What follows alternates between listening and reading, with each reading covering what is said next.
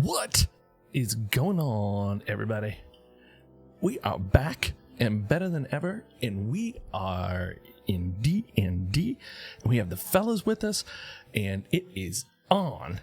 Here we go. Fellas, what's going on? How we doing? Oh man, it's so good. It's so good. Nice. We are live. We are on channel. And what is good? Zero, what's going on over in your world? I drove quite a bit today. You drove took my quite a bit? dog to my folks' farm that I grew up on, like an hour and a half away. And the dog got to play all day. I helped my dad out with a few projects, and I made it home just in time. Perfect. It was a big day. Welcome everybody on Zero Stream. Hello. And everybody over here, this is Zero. What's going on? I'm a little scared. I'm a little nervous. I watched back, everybody, our stream from last week. By the way, very funny clips.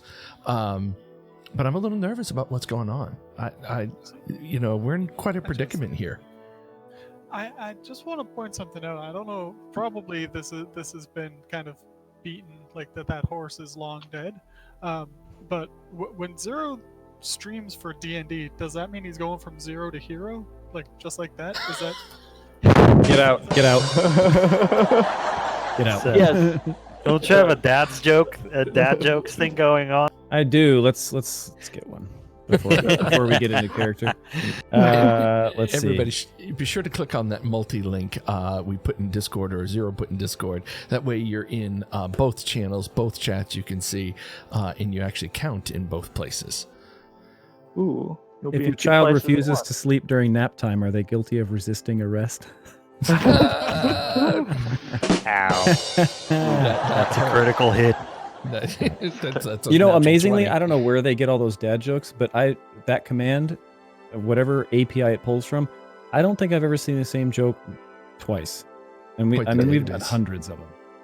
Don't underestimate dads. Okay, they got a lot of time to think up these lame jokes. That's true. Nightbot's officially a dad. Right? So, like those 3 a.m. hours where you're just walking around with the baby, thinking to yourself, "Oh man, that's really funny." And I tell it to him when he's older, and it tortures him. I will tell him these jokes. There's a guy 100%. that comes into my Discord every day, and he doesn't say much except he does a dad joke, like command, and then he must like read it to his family or something, and then they almost get a laugh out. He does it like once a day. That's like his only contribution to the Discord, but it's always hilarious. So That's fantastic. Yeah. Alrighty, Whip. Well, why don't we turn this over to you, and we should probably do a summary of last week. That's normal course of action, eh? Yeah. I vote for them. Who's gonna? Sure, I got this. So, last week, I think the most important thing to know was that on the surface, when a door is not locked, that means you can just go in. Yes. Something new we learned. It's basically an open door. Yes, yeah. Open doors mean permission. And, every session, I feel we learn something new about surface culture. So I really, really do enjoy that. But other than that, I think like the main thing we learned was about a wizard that came to Bolivia or Barovia, whichever one, and he Barovia.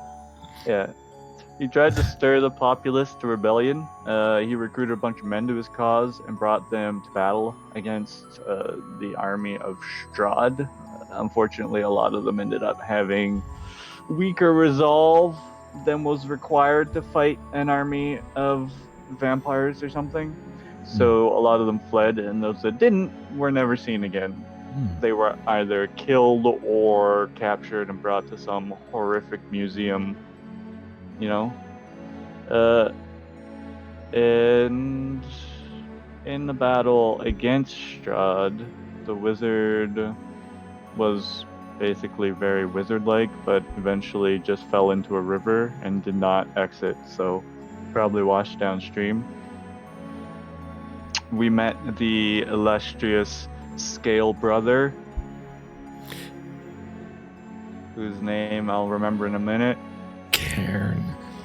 Cairn. That's Yes. it. It's like Khan. It's like Khan from Star Trek. Wrath of Cairn. Cairn. What is it? Supper. Anytime somebody does that, I always think of that Stella from Seinfeld. But yeah, and we also learned that apparently Dragonborn are just thugs. Because if you're in a situation where you're surrounded by Dragonborn, then you're probably not walking out of it in one piece. Typically, they just don't like other people all that much. Yeah, Nothing personal. I mean, of course, nothing you- personal. It's but you're nothing so personal, personable. just business. like, really, it's just a racist thing. It's not really a personal thing, all Oh, right? Right. God, Look, that's terrible. We're not judging your character. You just less than us This, in general. this is D&D, Phineas. We can be as racist as we want here. Yep. Triton lives matter. No judging. Yeah, and we learn that Strahd seems to be random in his attack. What's They don't up, follow sucker? any set pattern, and he just attacks where he wants, when he wants, for as long as he wants, with a severity level that he seemingly pulls out of a hat, and then moves on. And sometimes you won't see him for years. After that, I think was when we came across the crossroads where everyone saw Timgrim hanging from a tree, and I just saw a dead body. And I learned Yeah. that seeing a dead body is to see oneself. So deep, Frethen. Right? This That's is what where- I've learned. This is where Culture, Dira got really twitchy. right? We got super twitchy. Because I was like, can't we just go? And you guys were like, no, we got to turn over this leaf Wow. and we got to look under that branch and, oh, there's a rock. Relax, Dira. We found a dead body. Isn't this great? Poke it. You'll have so much fun. Yeah, Mage Hand got a lot of use. Yep. Really pushing the bounds on that one. The mage hand is, at this point, it must have leveled up to the point where it can move 11 pounds. 11 pounds. The beef hand. Crane. Yeah. Mage Crane. You know that the next city, Typical's going to be asking if the shops have any barbells that he can buy. 10 to 11 pounds. Right. The empty air 10.5 behind pounds. the empty air behind the glove will just be more and more buff as time goes on. Absolutely. My, have Yep. you been working out, Hand? Whoa. I mean, Kill somebody We're- and use the O.J. Simpson defense later. That's right. If the glove gloves doesn't don't fit, you must acquit. Yep. Right on, Zero. That was a good start to the stream. We're getting real weird with it. Yeah, wonderful. we've already jumped the shark. Well, if we're talking about sharks, we did find a letter off that dead body talking about Irina. Met her. She looked exactly like the woman that Dira saw in his vision, which was a really Yeah. strange coincidence. Twitchy. Yeah. Twitchy. Just wow, imagine two people looking exactly like that. That was crazy. And they convinced us, though, Irina and I don't remember the guy's name. I was foolish enough to not pay attention when it happened, so this whole time Minoran's just kind of like got in her head. Is it too late to ask what his name is again? But what was his name? It's Irina, Koliana, and Ismark. Ismark. Ismark. Bismarck without the B, as I recall, That's we were it. told. That's it. Bavarian cream donut land. His name is Bismarck. Bismarck. Let's just change his name to Bismarck. Bismarck. And yeah, and they convinced us that we should help them bury their father, who died of a heart attack 3 days prior. Right? 3 days prior it was? Yep, Yeah. 3 days prior. And on the way there, we learned about the Morning Lord and Strahd's curse over Barovia. And Mother Night. Yes, Mother Night, the Lady of the Night. One thing we also learned was that it seems that Barovia is stuck in its own time. You know, we went in and we thought it was 2845 and they think it was 735. So they're stuck in this past time. from our But the perspective. thing is, it may That's not also. necessarily, from what I like, if I remember right, it's not necessarily that this is in the past. It's just it's a different realm of existence. So it's it's not starting from the same. right. Yeah, 735 Barovian time. Yeah, so it would be kind of like they got separated before the rest of the world switched to the proper calendar or something, and they're stuck in an old calendar. And they're just going off that. So at like, I don't know, 300 Barovia, they ended up getting separated from the rest of the world, but they just kept going on with the Barovian years. And then the rest of the world had some great cataclysm happen and forgot what everything was and was just like, you know what? Let's just make a new calendar. And so they're on that one. For instance, as an example. We also learned of Mount Baratok. Yes, where the wizard that haunts the foothills, right? Yep, in the foothills. That was also in my notes. And where did we end up? We ended up with Donovich.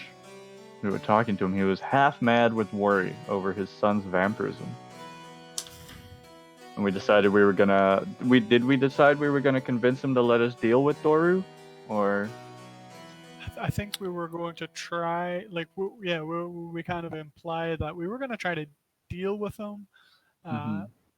Push comes to shove, we don't have any qualms with killing him, but we'll do Donovich the grace of pretending like we're just trying to help it, and then our hands are tied. Guess we gotta. I mean, we'll see how it plays out, but my sword is ready. That's all I'm saying.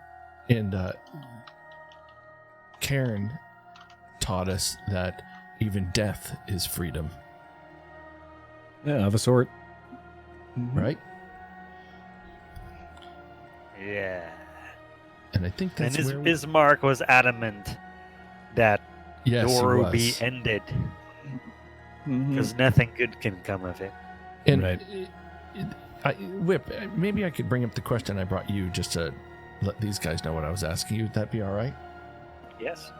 So, one of the things before we get into character that I've been thinking about since last time is obviously Doru was attacked or whatever by Strahd, bitten, right? And now has turned into a vampire spawn. And we obviously have a choice to make: is are we going to kill him or not? And Ismark is saying, kill him. He can't survive. Isn't the same fate waiting Irina? Yeah, and that's so, kind of. So. Sorry. So I could tell you, and then you would know as a player. I don't know if Dira knows this. So I don't know if you should know this. Yeah, I don't think I want to know. Yeah, I think that sort of thing would be known by someone who specializes with dealing in undead. Like they would know, like, oh well, no, it's only this thing that actually makes it irreversible or something like that, right? Let me tell you this.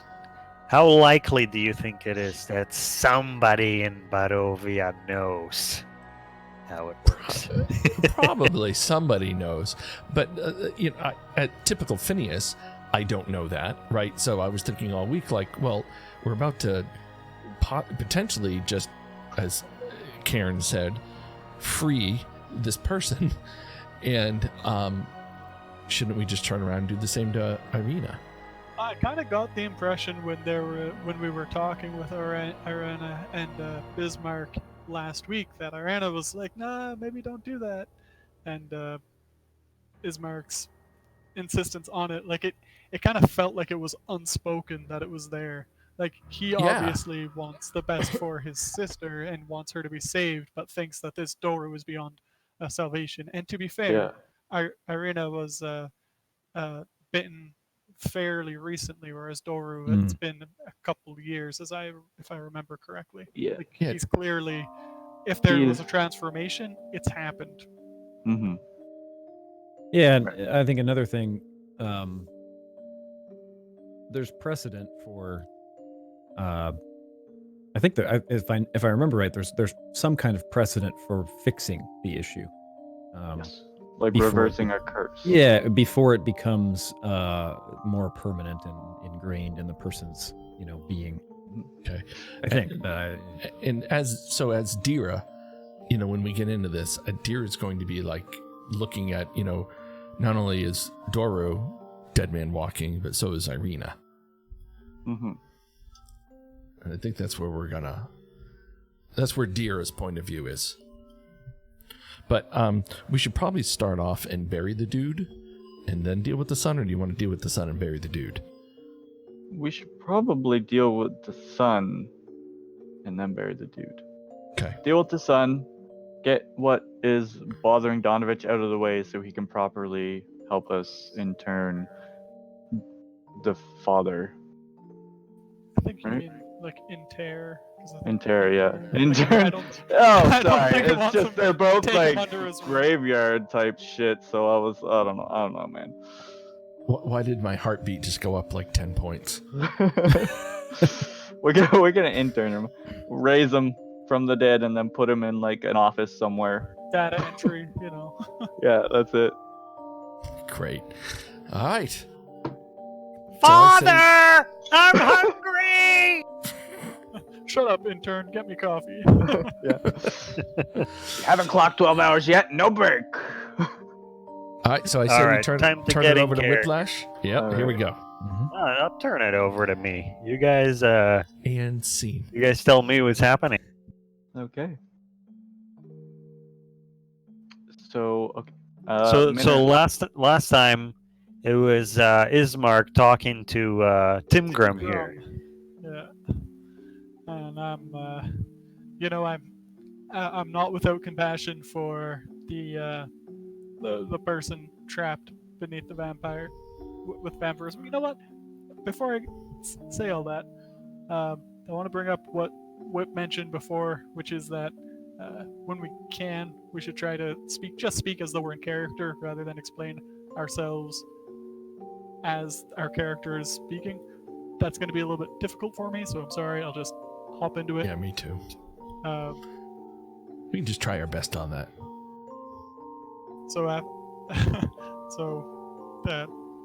Although I guess I do need to give the little preamble because there's no conversation happening currently. Ismark pleads with Tim Grom to consider ending his life. So we'll certainly it's something we should consider. But if there's a chance to save him, we shouldn't rule it out. Maybe we should head downstairs and see if we can talk some sense into him. What do you think, Dira?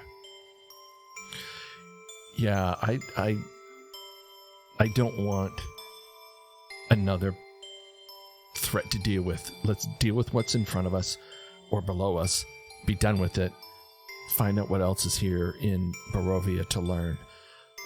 But we can't let this vampire spawn continue to walk amongst us. It's time to clean up. As I recall, he's been captive pretty well for the better part of a few years. I think if we go and speak with him, even if we don't end him now, there's no saying he'll break out. I agree it's not ideal, but maybe we can speak with him and maybe he can offer advice as to some way we might help the situation. Yeah. Donovich is in a pretty vulnerable position. I don't want to have to deal with him as well for being too quick to jump the gun. I'm all for talking to him. saber. I'm all for talking to him, but here's the thing. I'm going ready to fight, and I think we should all be ready to fight. My hands on the hilt of my daggers, that's for sure. I like this guy. It's always good to be prepared, as a wise lion once told me. Minirim, how do you feel about this? I feel that he's capable of speech. He's calling out for food. I like Tim Grimm's idea that we can talk to him. Maybe there is some shred of humanity left within him, and he'll be able to tell us what we need to help him and anyone else who becomes afflicted with his disease. I agree we should be ready to fight. I'm no stranger to the undead, But I also know that there are some forms of undead that can be reversed. I don't know all of them or precisely the details of reversing them, but Have you dealt with vampirism in your underwater domain? uh, Have you heard stories? Your I've clerics and your I've heard stories of certain.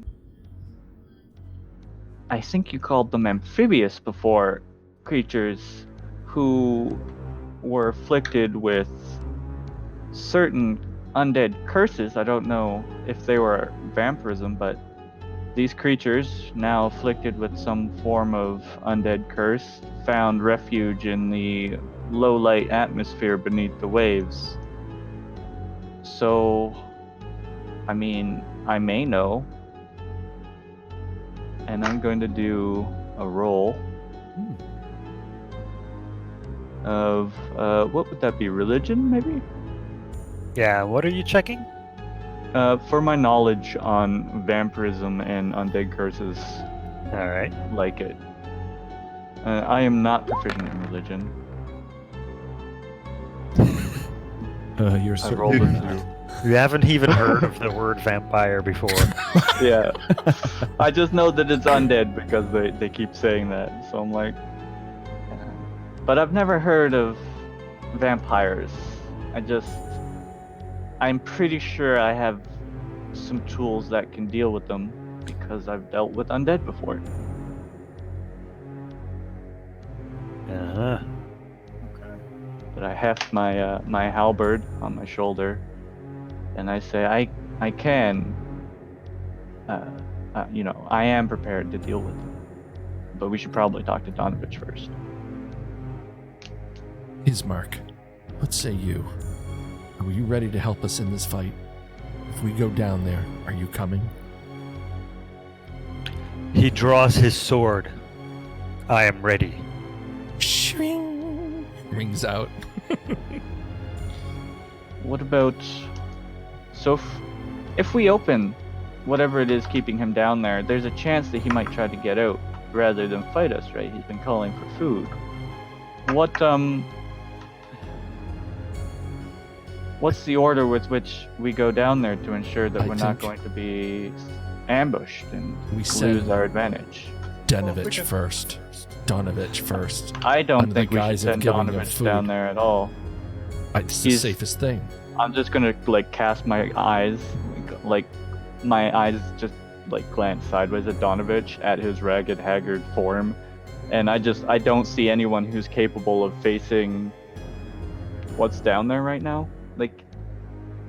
But I'm gonna try and give him another once over to see. I'm just gonna roll insight. Well, Rough day. All you see is a man on his knees, just rocking back and forth. So here's full what I of think soiled clothes, right? Yeah. Here could be a great plan. He's calling for food. He wants food. He's hungry. Let's have Donovich open whatever it is he opens to give him food. He must go down there. It's also possible that he's never given him food and it's been years. Yeah. In my life, I've come across some of the dark and possibly demonic, and one thing I know is that its depths know no bounds.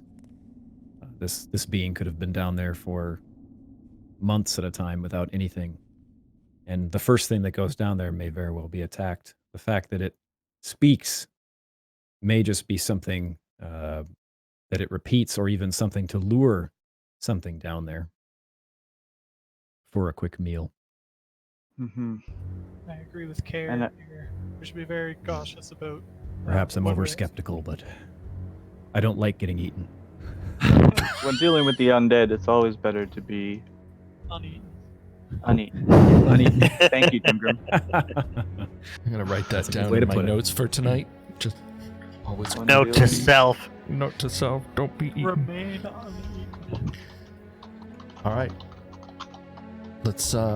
Who wants to talk to Donovich and get this thing going? I can talk to him. people who deal with the clergy. Us paladins can connect well with them. Well, I didn't say that well. Basically, she's a paladin. She feels she can connect well. Okay, so Is Irina coming with this? Irina. I think it's unwise. Ismark says, no, she is not. And Irina looks at you and says, I would, on any other day, I would try to help, but I'm still quite weak from the attacks in the days previous. I will wait up here and keep Donovich company. I'm just gonna like cock an eyebrow at Dira, and I'm gonna look at him and say, Dira, what is it with you and trying to put the weak and the injured on the front lines? Did you hear Karen last time? She used to beat up Ismark as a kid. Used to. She's capable. I'm not Who? saying she's not capable, but she's also been injured. Now I know I should not ever be injured, for you would surely throw me to the dragons. You know, tomato. Can I take Dira aside just for a moment? I mean, I don't actually. I mean, you guys can all hear this, but I'll say I'll take Dira aside and just say, she said she's capable, but at the same time, she's been bitten as well, and we have no idea how long it may take her. I don't know if Donovich is safe with her yet either. I'm fine, she says. She says. Karen, I agree with you. I'm not sure how long or how safe are we going to come back upstairs and all of a sudden find Donovich dead as well. I share your skepticism. You guys. Mm, Dira's like with his mind, I'm totally on the same page as you, and then says, no, you're wrong. Well, We got this. We I have to don't do what think we have she's to a do. vampire. We have to do what we have to do. It may be best to move quickly. on that note, I'll look at Timgrim. Like, come with me. Let's talk to the old man. And then I'm gonna turn to Donovich and kneel down in front of him. Donovich, we need to speak with you about Doru. He says, coming out of his trance a little. I'm just gonna reach out slowly and put my hand my right hand on his shoulder. I just like hold it there firm, just look him in the eyes. I say, your son, Doru, have you been feeding him?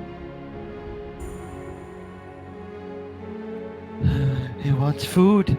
He wants food. Have you been giving him food? No, I've been too scared. So he hasn't had a shred of food. For how long?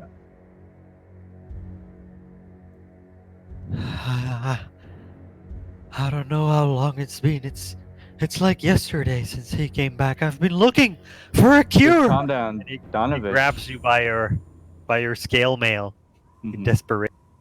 I'm gonna bring my left hand up then and also put it like on his other shoulder, like reassuring, like just let him hold on to my scale mail and look him in the eyes. And just like use my strength to kind of keep him still for a second and say, Donovich, your son needs you to stay calm right now. It wasn't yesterday that he came back. Think back. How many months, how many days has it been since he ate food? It's been many moons. Many moons. I'm just gonna look sideways at Timgrim. Is that normal for surface people? Yeah, I don't know if he means like many nights or many cycles of the moon. It could be months or what. I don't know how many moons this place has. Tatooine. Oh, it's at Suns, actually. It's the opposite of Tatooine. and white out or something. Anti-dad.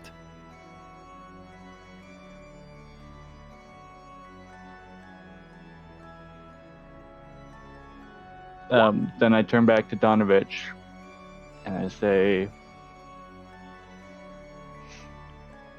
your son, you know what's afflicted him, right? He's not feeling well. No, he's more than not feeling well. Donovich, your son needs you right now. Focus. You know what's afflicted him. You can tell us. Dearest is secretly considering casting Mage Hand. You gotta pat him on the back. Yeah, As you ask that, and you ask him to face the truth, he slumps to the floor and starts weeping inconsolably, overcome with despair. Mhm.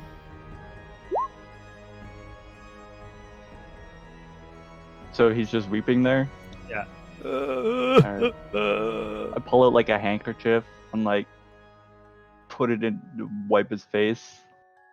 Just say like, Donovich, the time for crying comes later. Right now is the time for action.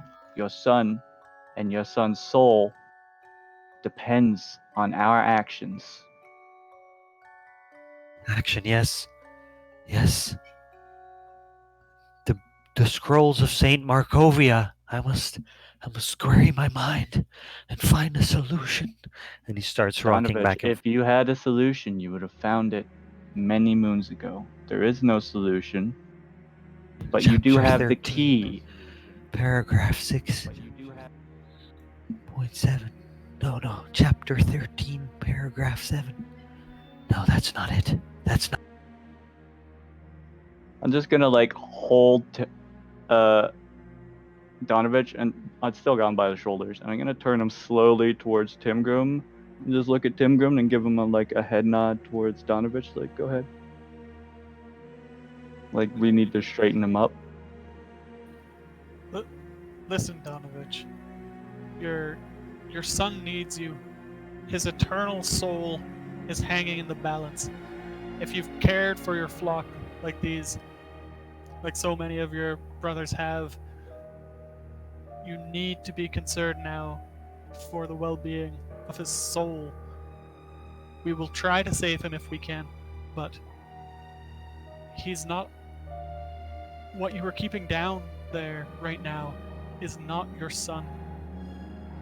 You need to help us so we can confront him, find if there is a way to help him, but you need to accept that it may be too late. And I think you realize that you lost your son those many moons ago when this monster returned to you. Roll persuasion. I am sorry.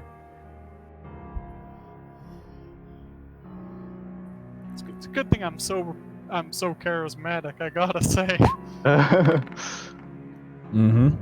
Oh, No! dear. No! He says you mustn't hurt him! Deer is gonna come and join the conversation, and gonna use deception. Donovich, we're gonna do everything we can to find out how we can help him, but we'll do what we need to do there. You have to show us where to go. What are you doing to deceive him? I want him to think that we're gonna come out with a cure out of this situation. Okay. Well, you succeed. He says, yes. He will help my son.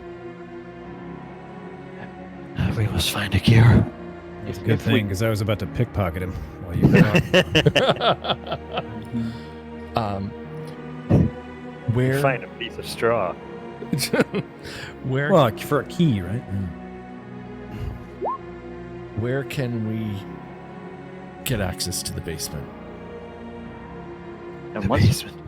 what's exactly afflicting him? This vampirism. What have you learned? You're asking Donovich that? Yeah. is Saint Markovia? Okay. So, I'll do the Saint Markovia one.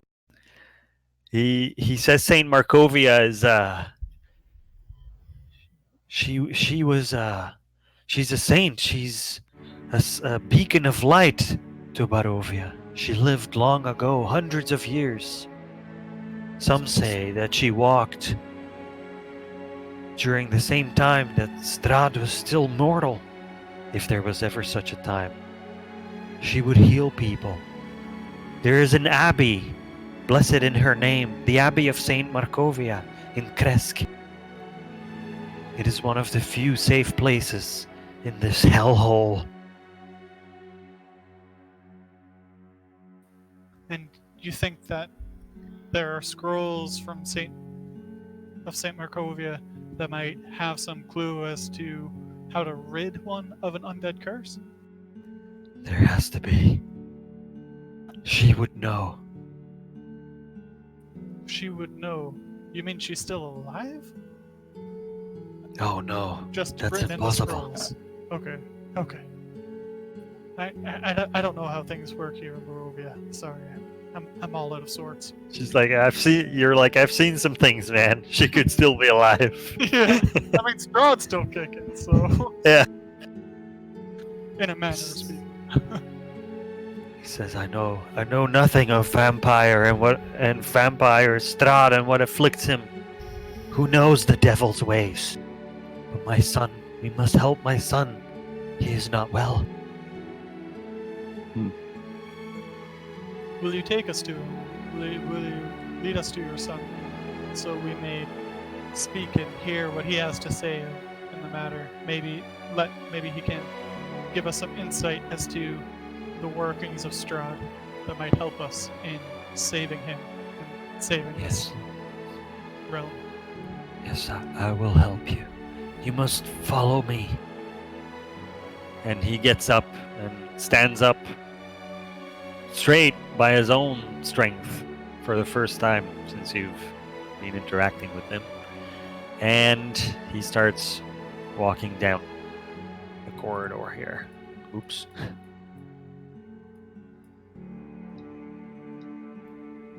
And Ismark falls in step also. And he opens his door. And inside of this door, you see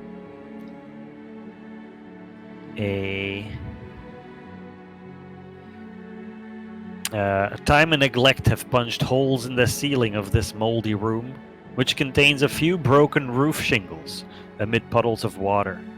In one corner, set into the floor, is a heavy wooden trapdoor held shut with a chain and a padlock. A young man's screams of anguish can be heard through the door. Mhm.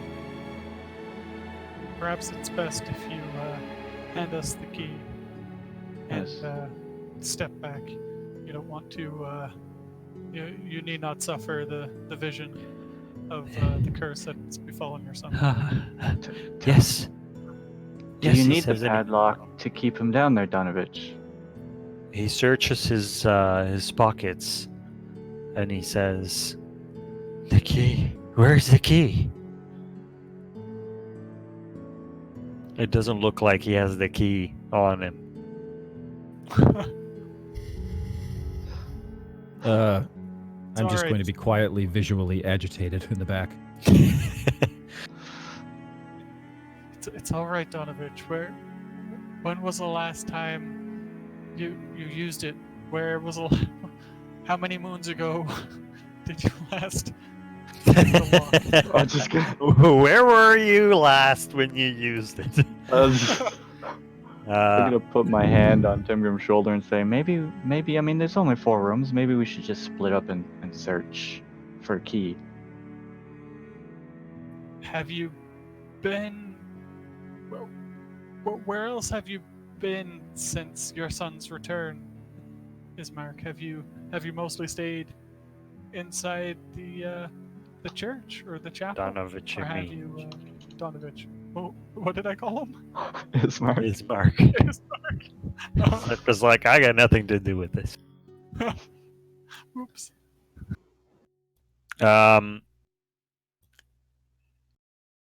He says maybe in one of the rooms. I don't know where I left it. Well, don't worry. We'll have a look and we'll find your key. Okay, Okay. guys, open some doors. Yeah. Yeah, I'm gonna poke inside here and see if maybe he left the key near the cellar itself. All Just right. gonna start rummaging through the I'll stuff. look through this one. Do investigation. Phineas, or- Dira will look through that one, and Karen will look through that one. Yeah. So you, Karen, in your impatience, you walk in first, and you find that this is a dirty, lightless room containing a wooden bed with a straw-filled mattress. Mounted above the bed's headboard is a wooden holy symbol in the shape of a sun. Okay. Looking around, you find nothing of value here. Nothing You underneath the bed, anything. Yeah, you look and it's just dust and old empty, straw and yeah. stuff like that. Yeah. You, Dira, in that room where you're in, this dirty room contains a wooden bed with a straw-filled mattress, next to which rests a small table with an oil lamp burning brightly on it. Mounted above the bed's headboard is a wooden sun-shaped holy symbol. Is I'll take that lamp. And Okay. is that holy symbol able to be taken? Or is it like in the headboard, like carved into the headboard? It's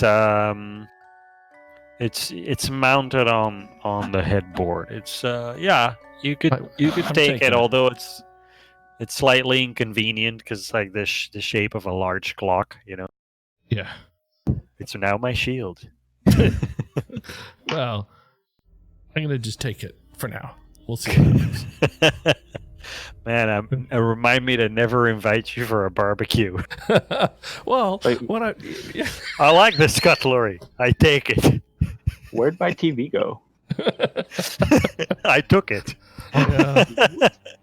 I was on my way to the restroom and I thought, this is a nice speaker. I take it. Where'd Off you- topic, but I steal the moon symbol above the bed. You, Minorin, you walk into your room there, and you Mhm. see an old desk and a chair standing against the south wall. A wooden holy symbol mounted above them, a sunburst. A 10-foot-long iron rod attached to the north wall stands bare, suggesting a tapestry once hung. Against the far wall stands a wooden cabinet with 4 tall doors. I look through everything. Guess starting with the cabinet. Alright, so the wooden cabinet contains very little. Inside of it is a tinder box and a few wooden boxes full of candles. And 2 well-used books. One has a title called Hymns to the Dawn, a volume of chants that appear to be chants to the Morning Lord. And another book called The Blade of Truth, the uses of logic in the war against diabolist heresies, as fought by the Ulmist Inquisition. A strange book, it looks to you, that mixes logic exercises with lurid descriptions of fiend-worshipping cults.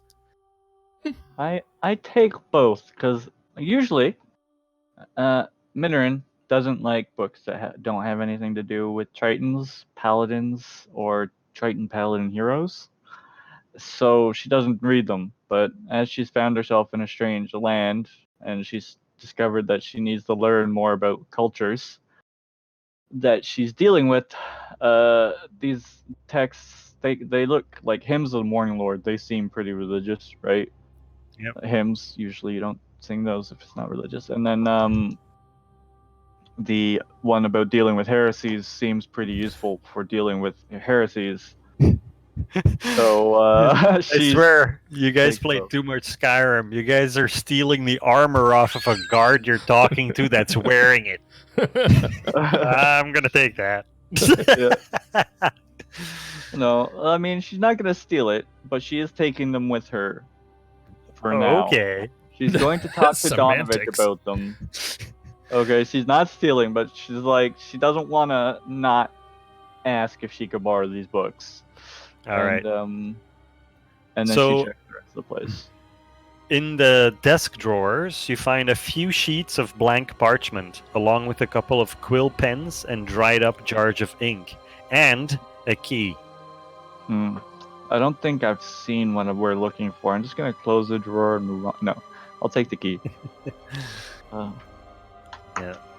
And then I'll call out to the others. I found some books. Sorry, a key. I found a key. What kind of books? There were books Grief. about heresies and hymns. Donovich, do you mind if Karen, I maybe peruse these? take the key, Karen. You may want to give the key to the guy that knows how to use it. Oh right, yeah. And I hand the key over to Donovich. He went to Key University. 4.0. Got a Well, PhD in keys. Based Is upon that- watching you guys try to steal the things that you've been trying to steal the last 5 minutes, I'm not so sure. Well, when it comes to getting through locked places, you could say his character is key. You come to an empty room. I steal the walls. All right. I wanna do Donovich, while you walk up to the trapdoor, Karen, you hear Donovich and Minorin discuss the books. And Donovich doesn't seem too fussed with them. He says, very well, I guess I know them by heart anyway. Oh, wonderful. Thank you. I tacked them in my backpack. Let's Say get now. this over with, says Ismark, and steps into the moldy room. Agreed. Yes. John. Perhaps Donovich can unlock it, and when we go down, he can close it behind us. Locks you guys in there. Click. Food for my son! Oh my god. Not Oh, should entirely stop out of the realm of possibility. I should stop speaking my mind like that. Anyway. And I'm suddenly So- nervous. I trust Donovich completely. Because, All right. because that's who you are. I do feel like if you No, keep I talking know. like that, Deer is just going to go full fainting goat. Clunk or So- on the side. Yeah. So Ismark says to Karen, who he's watching Karen, eye the key and then eye the padlock. He says, "If you swing it open, I'll go in first." Do not Well, worry. I've never turned down going in second before, so here we go. Alright. I'll go first, Ismark. Are Yeah, you 'cause sure? I look at him. Does he have scale mail on? Like he's just got regular leather, right? Yeah. Studded letter. Yeah. So I just like take my gauntleted fist and smack my armor. Like, don't worry, I'll go in first. All right. Let's do this, he says. I insert the key and turn it, and unlock the lock, presumably. Okay, so as he's opening the lock, you can see Ismark sort of stretch his arm and, try a faint swing, sort of warming himself up here. So the padlock flies off and the trapdoor swings open, and in goes Minorin, and she disappears into the darkness. And then goes Ismark. And who's next?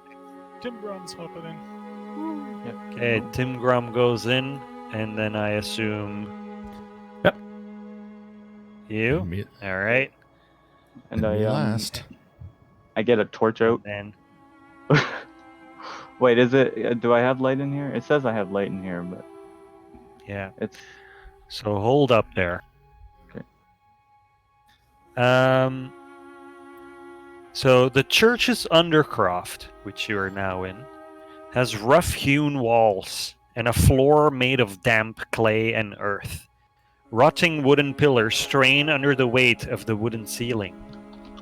Candlelight from the chapel above slips through the cracks, allowing you to glimpse a gaunt shape in the far corner. I give the oil lamp to who doesn't have see in the dark stuff. Me. I give you the oil lamp. I'm just gonna put it down like my weapon requires 2 hands. So, wait, is Ismark using 1 hand? Yes. Okay, so I hand it to him, or maybe you hand it to him instead of me, because I'm holding I'm holding a halberd with 2 hands. Yeah. So you pass it to Ismark. He takes it in his hand and holds it in front of him, takes a step forward, and shouts across the room, "Who's there? Reveal yourself!" And you see the gaunt shape in the far corner sort of shimmer back and forth a little bit. Like shimmer, not in like in and out of existence, but like, sort of move around Yeah. and not really come closer. Is that you, Doru? We've come to talk. Doru. Ismark takes another step forward. And I'm gonna keep pace with Ismark. And he takes another step.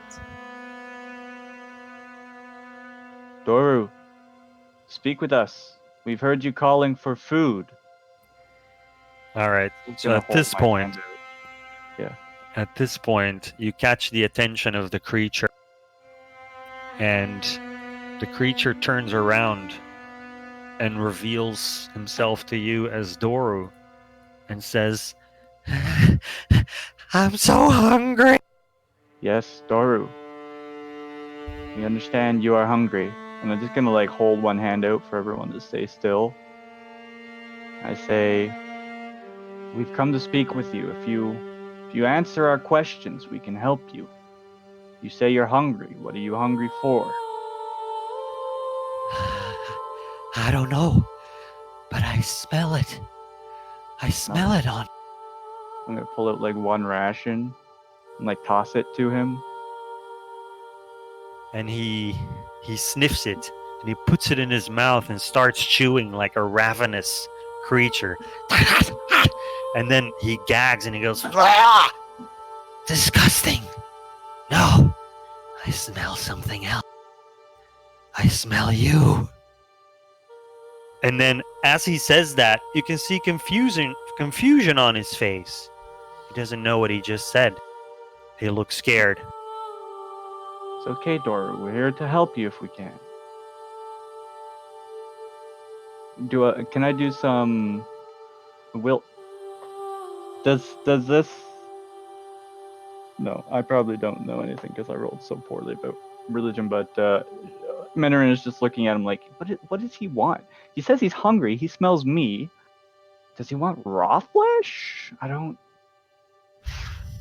I may interject here quietly and just say, I think he wants your flesh. My flesh. Well, he can't be eating people. That's no good. Doru, if you speak with us, we can help you. Will you tell us what's wrong? What happened to you? He heard you say eating people before, and he says, "Eating people? Yes, it's your blood I smell." Just blood. Just blood? And I Just hucked blood. the holy symbol at him. And it you chuck it at him? Yeah, like a frisbee. Here, take that. So it flies. Okay, so do you want to do a 1d? Yeah, okay.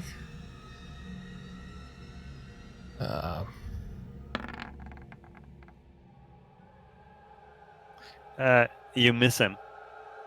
It sort of falls to the ground and kicks up some dust slightly in front of Minorin. Okay.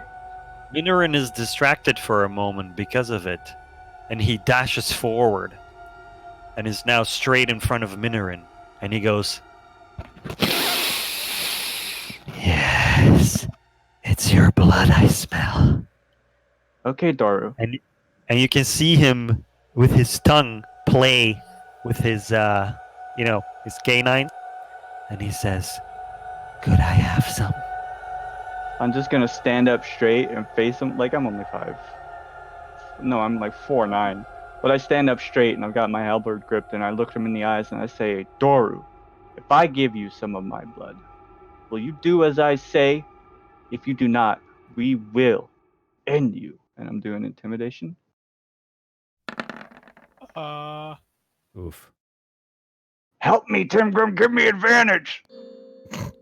Yeah, I kind of stepped up along. Tim Grom steps up alongside when Doru approaches. When Doru approaches and kind of makes himself seem intimidating, trying to. He was trying to get Doru to back off anyway, in case something happens. So I would be able to help with this intimidation since I'm kind of placing myself next to them, becoming Yeah. a presence. Okay, so you succeed in intimidating Doru. You can see that he's visibly intimidated, but it spooks him out, and he tries to run. So let's roll an Let's roll what now? Sorry, do you say initiative? initiative. Oh, that's what that sound was. Whip. Wait, you guys were too quick, so you'll have to put your rolls in.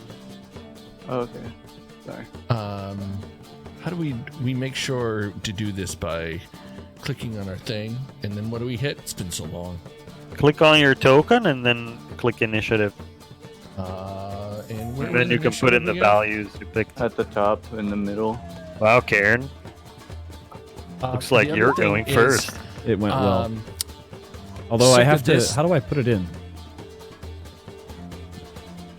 Manually. I rolled, but now That's what it's, he said. Whiplash. Circa this just redeemed a +1 token for Ooh. one of the players.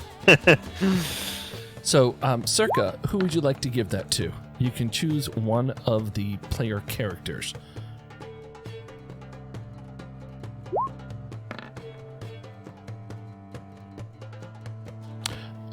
Frethen has a +1, and that can be used at Whip's discretion. So you can ask Whiplash when you're able to use that, but you now have a +1 to use on a roll. Your viewers could have also given it to me, right? Yes, but so in the store, there's two things. They can choose a +1 for the GM or a +1 for any player they choose. Okay, so it's Fredden, right? Frethen has the +1. So Fredden rolled a But originally if he wants, Fredden. if he an wants 11? to use it, If you like, want to he can use it. save it. He can save it. It's a +1, so it could be on an attack roll. Right. Or, It could be. He could Like- just use it as a token. He's got a token. Okay, so keep track of it, Fredden. Will do. Whip. I didn't click my own token before. Yeah, Putting so you my can initiative. do it again. So just have your token selected, roll initiative, you'll be added to the list, and then we can change your value. Oh, okay. Didn't know if it was changeable after the fact. If I roll another. Okay, not as good. Yeah, and mine should There be we go. 11 because I rolled an 11. Oh, thanks. Yeah, you can just modify it. 23. Good grief. I can modify my own. Oh, okay, right. Sorry. Yeah, Wow, you guys, Oh, you guys look like Whip. you all saw. You now have a +1 token, Whip. Cool. I'll put that in my back pocket. Mhm. Dangerous for you guys. Yeah. Might be the death stroke at some point. Thanks, Okay, so- Circa.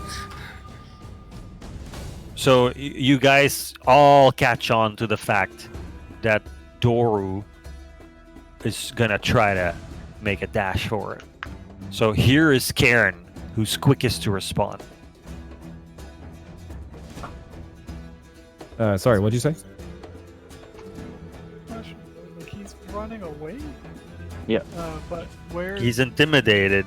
He said, "You said do this or else we'll destroy you," and he completely believes you. He's intimidated. He I mean, no. So what I said was, I will offer you some blood, and you can, you know, I'll give you some blood, and tell us what and then you'll tell us what we want. But if you try to do anything more, then we'll destroy you, right? So it wasn't a do what we say or we'll kill you. It was like carrot and a stick kind of deal, you know. I was offering some blood as well if he was willing to do what we said. Because in my mind, like if he was gonna take a chunk out of me, I didn't want to do it. Okay. So I took that as you're either gonna persuade him to do something or not. And if you make a threat with it and you do intimidation, he's gonna believe the threat if he doesn't want to do it. Right. So, wait. Yeah, because I mean, he was like. You're like, let us. threatening Did you really just say, let us give you our blood or we'll destroy you? No, my thing was, I will offer you my blood, and you should, and if I offer you my blood, you will answer our questions. But if you like try to attack me or run away, like kind of thing, like we would destroy you. Okay. I guess it should have been persuasion. If you want, All right. put it back to persuasion. No, I have the same bonus in it's, both. It's fine. So in that case, the initiative roll. Sorry, I didn't catch that before. Then I in that probably case- worded it poorly. the initiative roll is on pause, and you're basically gonna offer up, like he's in agreement. He's nodding yes, and you can see that he's like swallowing because he's like salivating. Tim Grom turns to Minorum and says, Minorum, we don't know if there's a cure for this, and we don't know. And I'm just gonna look at him and say, I know my goddess protects me, and he can tell us what is missing from everything here, So Doru has is a licking his key. chops. right? So hungry. Dira, And I'll take off my I glove. I have dragon's blood on me. I mean, so do I, but I'm not willing to give mine up. No, I have a silver flask of dragon's blood that we could use just to chill this guy out. But I'm not sure what it's going to do to him. But Okay. I do have That must dragon's be- blood in his. So silver. are you telling Minoran this, or Yeah. Okay. She says, "Well, hand me the vial, if you would." And I just hold So- my hand open to you. Great, now he's just going to want to eat me. So Let's I alter his appetite. hand. Hold on, I hand the silver flask to Minorum. Okay. And I take the flask. I uncork it and I hold it out. I say, "Is this the blood you want?" He takes it from you frantically, sniffs it. You can see his face turn sour, and he throws it on the ground and it breaks. Okay, He says, "Game on." "This is death." No, Okay. I smell you. I just shrug okay, Doru, you may have some, but afterwards, we must discuss what happened. And I take my glove off and I Deer's just gonna step roll my forward here. sleeve up. And just I guess I just use my halberd and I just do a little slice. Or no, I just offer the arm out. I slice it and I say, "Drink of this blood." And I just hold it out, All right. my forearm. So, at the sight of your fresh blood and at the smell of your fresh blood, you can see in that moment his pupils dilate like a shark that's about to attack. And he lunges towards your arm and grabs it with the strength of which you weren't expecting this gaunt figure to have. And he starts chomping down on your arm and bites you and drinks thoroughly from you. Even though your cut was superficial and you only expose a little bit of blood, you can feel his fangs go deep into your arm as he bites you. I'm Mhm. looking So- kind of frantically at Minoran here, getting real uncomfortable, waiting to see some sign that he's going too far. Yeah, so as he's coming for me, I'd like to cast protection from evil on myself. Okay. Evil and good. One action, one willing creature you touch concentration up to 10 minutes. Until spell ends, one willing creature you touch is protected against certain types of creatures. I'm gonna choose undead, I guess, because that's I think that's what he is. Okay. And it grants you have disadvantage on attack rolls. Also can't be charmed, frightened, or possessed by them. And if the target is already charmed, frightened, or possessed, the target has advantage on any new saving throw. Basically, like, this is why Minoran offered herself in the first place, and why she wanted Timgrim to relax. Like, she knows she has certain protections that she can do against these sorts of things, and that's why, like, she's willing to put herself in this position. Okay. So because I have disadvantage, the critical hit doesn't count.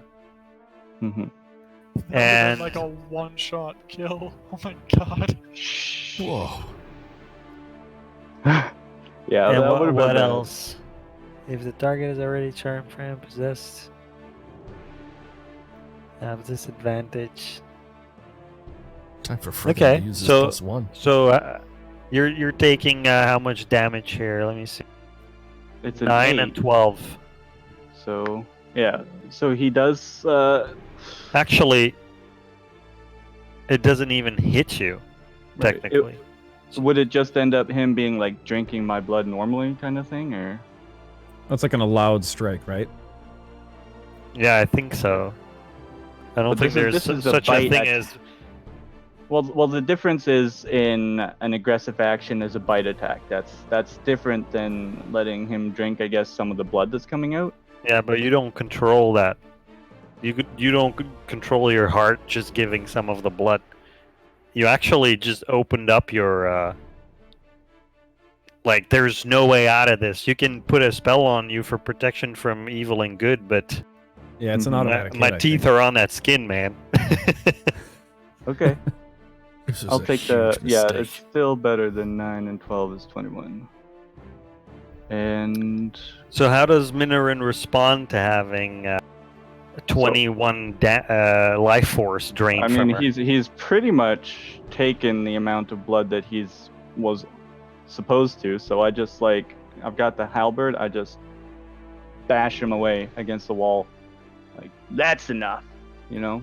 Okay, so you're grappled at this point because he's holding on to your arm. Let's do a strength on strength check here. See if you can push him away. Is it in action mode, or can I try to help him? This turn is still going. You could help if you see this going on. Yeah, you can roll with disadvantage. With advantage for sure. And just a And point I of roll order. with disadvantage. Just a point of Yeah. order on those +1s. You have to say before you roll if you're going to use it or not. Yeah. Okay. Yeah. So it's athletics, right?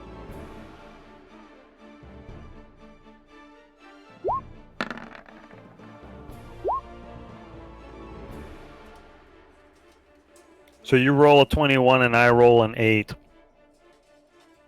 So Doro's pushed back 5 feet off your arm. He says, "Not enough, not enough." And I just level the halberd down. Oh, like, I guess Timgrim stepped in the way, but I have reached, so you can just see, like, the halberd's ready there, and it can strike him from where I am. And I say, Doru, that was more than enough. You know the promise. Now speak. We can help you. And as I'm doing that, like, I'm lay on handsing myself.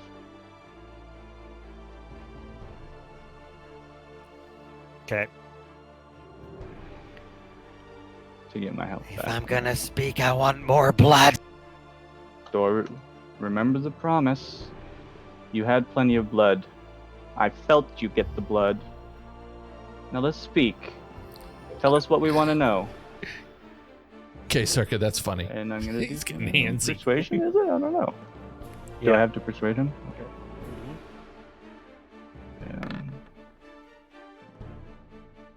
Oh man. Dira wants to try and deceive him that he's had enough. Is that something I could do? Deceive Doru that he's had enough? Yeah, is that possible? I don't think so. That would be like a Jedi mind trick. Well, I was gonna try something like that. Yeah. Yeah, I don't think that works. You could deceive someone that you had enough. You know? Okay. Yeah.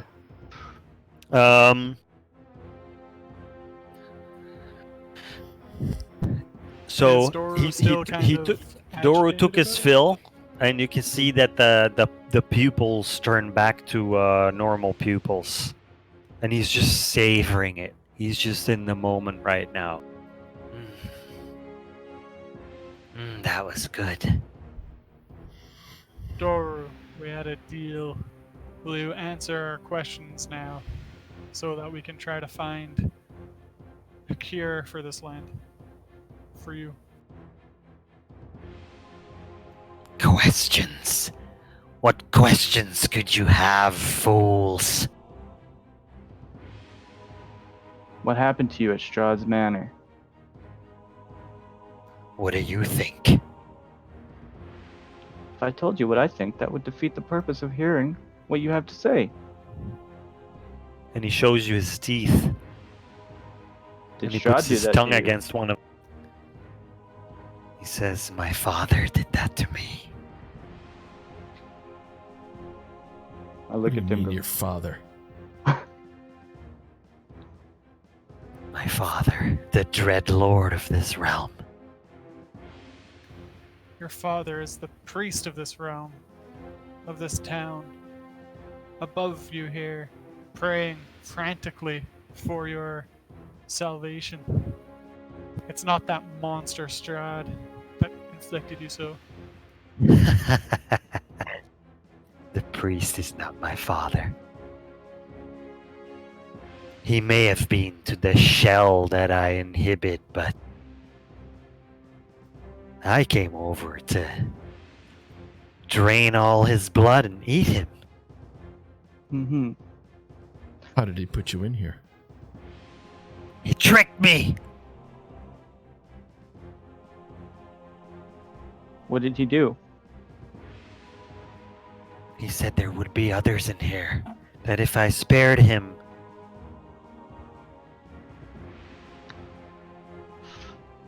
Mm-hmm.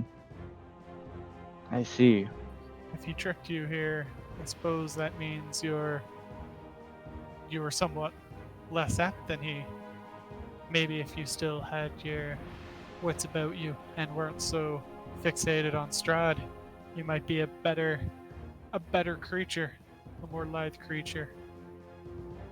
We could cure you of this disease. You could be good again. cure. Who says I want a cure?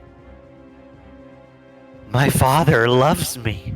He made me. I'll remind you of the wretchedness we found you in when we stepped down here not 5 minutes ago.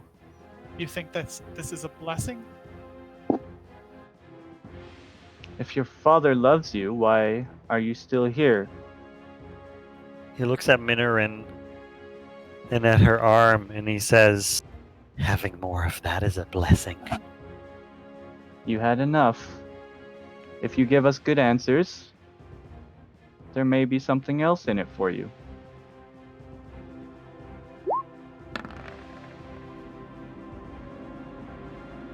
He says, never enough! And his pupils turn back and we roll initiative. Do we roll another initiative? So we have the initiative we have now. So Karen, you see that he's gonna go in for more. Oh yeah. I've been waiting to stab this guy for 10 minutes.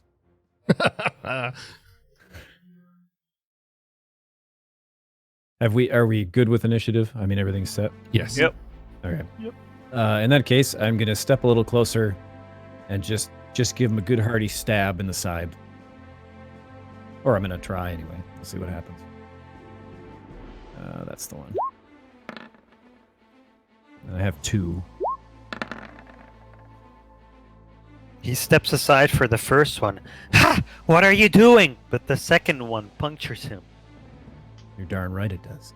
So you can click on the word dagger there where it says +5 on the bottom of that roll, and it will Yeah. roll the damage. Oh, there. Okay. Neat. Full damage out of that. Is that considered sneak attack? Because let's see, I don't know. You have people flanking him. Does that count? I don't know for sure. Yeah. You don't need advantage on the attack roll if another enemy of the target is within 5 feet of it, if that enemy isn't incapacitated, and you don't have disadvantage. So, yes, because one of our other players is within 5 feet of that character. Does that mean the first one hit too? The first one did not hit. The second one hit, but with sneak damage, right? Yes, yeah. And I think I have to roll that manually. I'm not positive of that, but Yeah. Well, let me check your character sheet. Yeah, you can always. There's usually like a checkbox. Karen.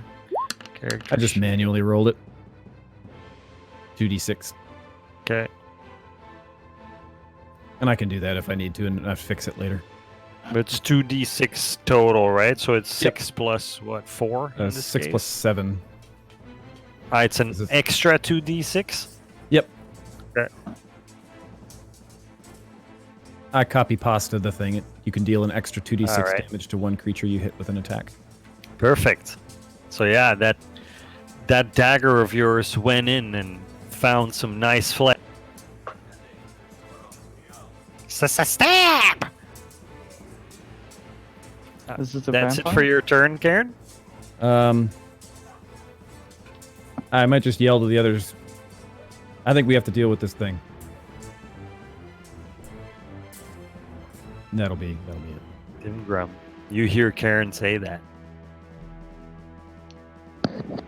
And also hearing him say that, and seeing the eyes of Doru grow wide and preparing to go for another attack on Minoran, Timgrom's not taking any chances. He's going to see about hamstringing Doru to keep him from moving around too quickly.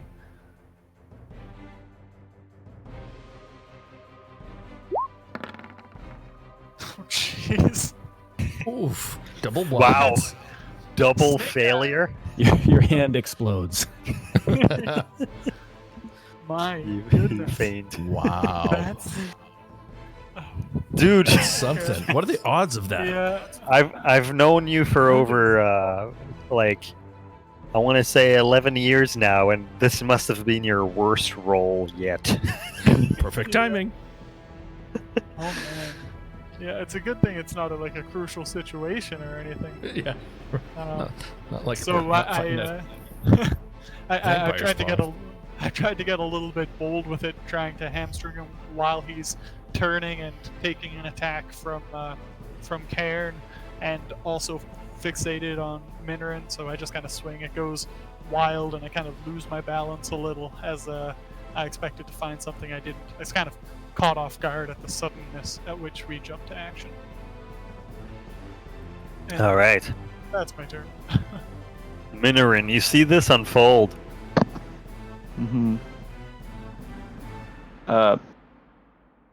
Alright, so as I know, like, I say a soft prayer to the damned to myself, and then I ready to an attack because some evils can't be redeemed. I say, worry not, Doru, your soul will find peace, and I strike with my halberd.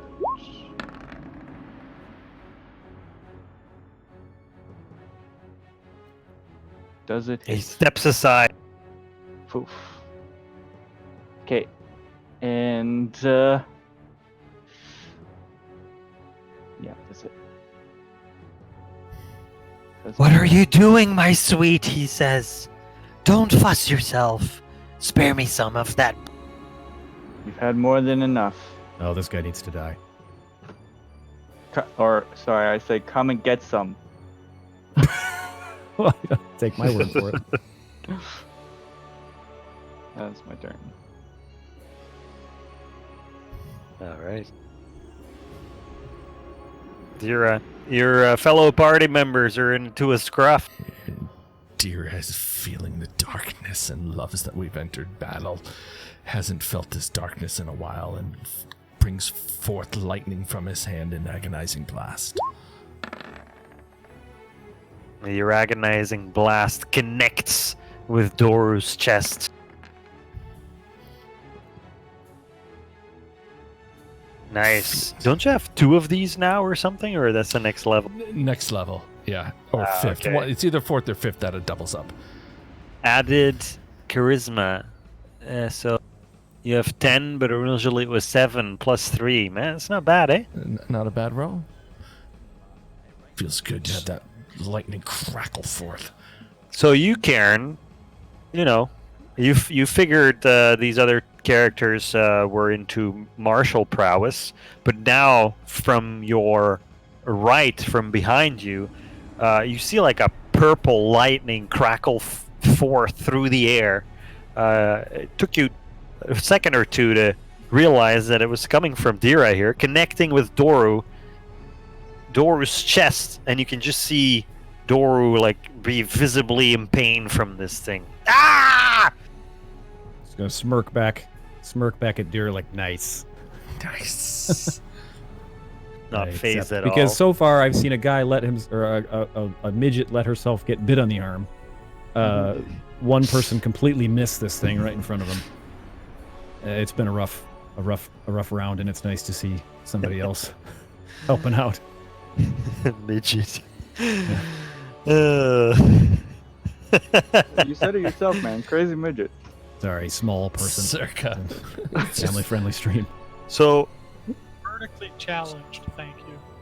your focus switches back to Doru, Karen, and where you stabbed him before, where there was like a gaping hole of flesh, you start seeing that flesh melt back together and heal. I hate vampires.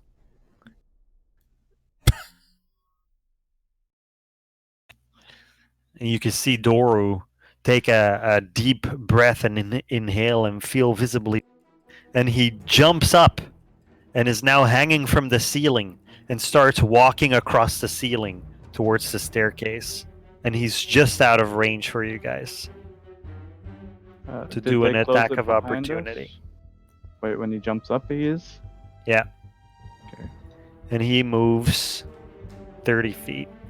Just imagining like a vampire pinata right now.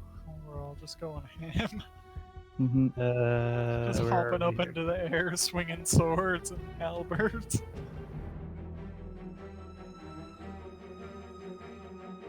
here?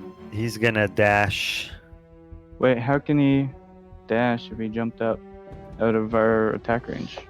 The jump up may be considered an action. I don't know his stats though. Oh, okay. I don't need to make an ability check or not. If he's got cunning action, he can make a dash, disengage, or hide action as a bonus action on each turn. So it may be something like that. Mm-hmm.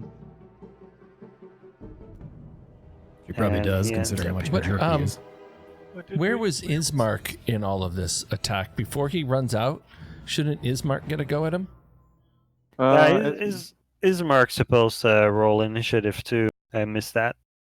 So before he dashes out the door, maybe Ismark could have an attack. Let's see.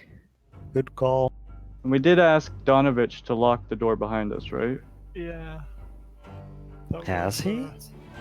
Yeah, we did tell him. I don't know if he did. He's so reliable.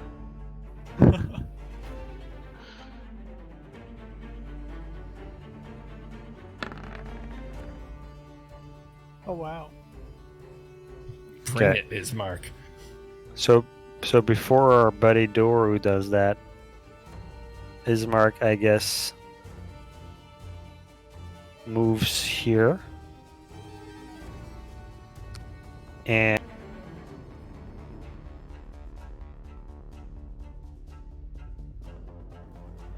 does a multi-attack, making 2 longsword attacks.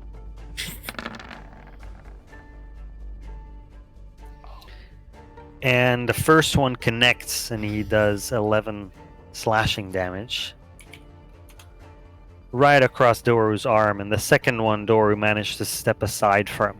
At which point, it is Doru's turn, and you see both wounds heal back together. I gotta do that. Plus that. Okay.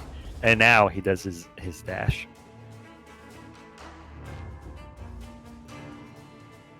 And that's where Doru's turn ends. As he's about to bang against the thing that was the trapdoor. We did close it behind us, right? Mm-hmm. Mm-hmm. Right. Well, that's good. Or thank Saint Markovia. So I'm going to actually take a cunning action, and as a bonus action of my turn, and dash along with him. And I forget how far a dash is. I'd have to look it up. You know off the top of your head? It's double your Up to movement 60? speed. Yeah. But yeah, you can't attack after. As a bonus action, if I use it as a bonus action, can I still attack? Or Can you do that? I don't know. no? The I have rogue cunning that action well. because that's my roguish No. archetype thief. So you can Yep. do that as a bonus action. Okay, you got a lot of movement. That's rogues. So I'm gonna, I guess, follow him up the stairs and stab him again, or attempt to. All right. More nice stabbing. work, Karen. As Karen goes flying by me, like, nice work, Karen. Pats me on the back on the way by with his mage hand. So your first dagger definitely hits. Okay. And you prod him Nice. again. This time your dagger feels like it goes in between two wrists. What would normally kill a man just pains Doru. I do not get any kind of sneak attack on that, I don't think. No. Ah, lizard! Stop it! Finally, somebody calls me by the correct name for once. Tim Grum. The uneaten. All right. So far, give me time. So I gotta. what a badass title. I just gotta see how far it is I can actually get here. So these are steps leading up. If I were to stand No. below them, I guess I wouldn't really be able to. No, have this any is a really tricky situation right now. Because Yeah. basically Karen is the only one that can do anything. Kind of realized that after I moved, not gonna lie. So what Tim Grom's going to do is run forward a bunch of feet. I should really just 25 feet. Okay, and then how far can I do the thing? The thing is for 90 feet. Okay, so Tim Grom's going to try a little bit something new. He's going to run up, and as he does, he's going to fumble with his free hand into his pocket to pull out a little gem that he had taken while he was gathering materials after Midsummer. And he's going to try this new spell he's always been interested about. He wants that healing to stop, and he thinks he remembers reading stories about. Well, remember damage being done to particular undead monsters we fought in the past. That flame was quite effective against it. So what he's gonna do is, with his free hand, he's going to utter a little chant and cast Chromatic Orb, and try to get that to hit Doru. I don't know if that's a.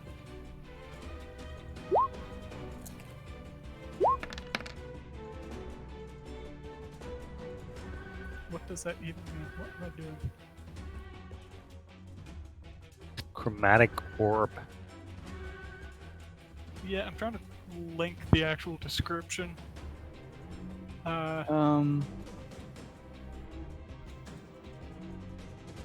Jeez. But like Can if you look it up. cast the spell itself, it should send it. But it's there's something you can check in the spell thing that's like send spell card or whatever, or spell description with attack.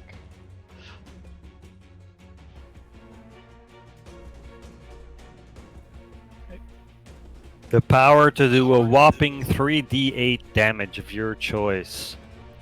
Acid, cold, fire, lightning, or thunder. And you picked fire, right? Yeah.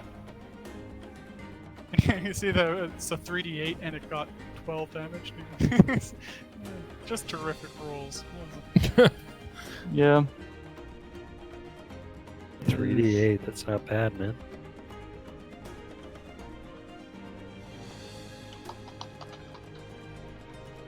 Go hey, for Rick. it. Yeah? As I mentioned, I suppose even though I'm at the top of the stairs, there's a decent chance he could still crawl on the ceiling away from me if he so chose. Yeah. Yeah, I figured. But this, you would get an attack of opportunity where you're Yeah, 'cause at. I'm near the ceiling, yeah. Yeah. So it's a range spell attack, so does that just mean I rolled my spellcasting stat? It's You roll to it's roll to hit, I think. yeah, it's a A ranged spell range attack. Yeah.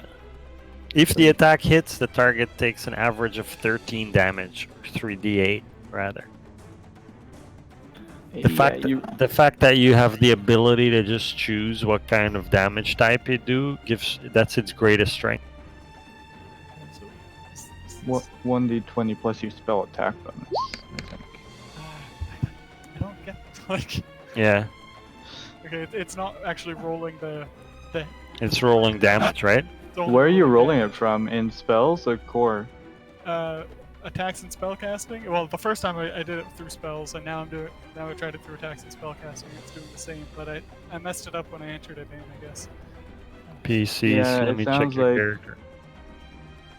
See, like when you open it up in the spell, what you want is for it to you want it to be an output attack, spellcasting ability, whatever your spellcasting ability is, Oh, that intelligence in that was case, missing. Okay, that wasn't set. My bad.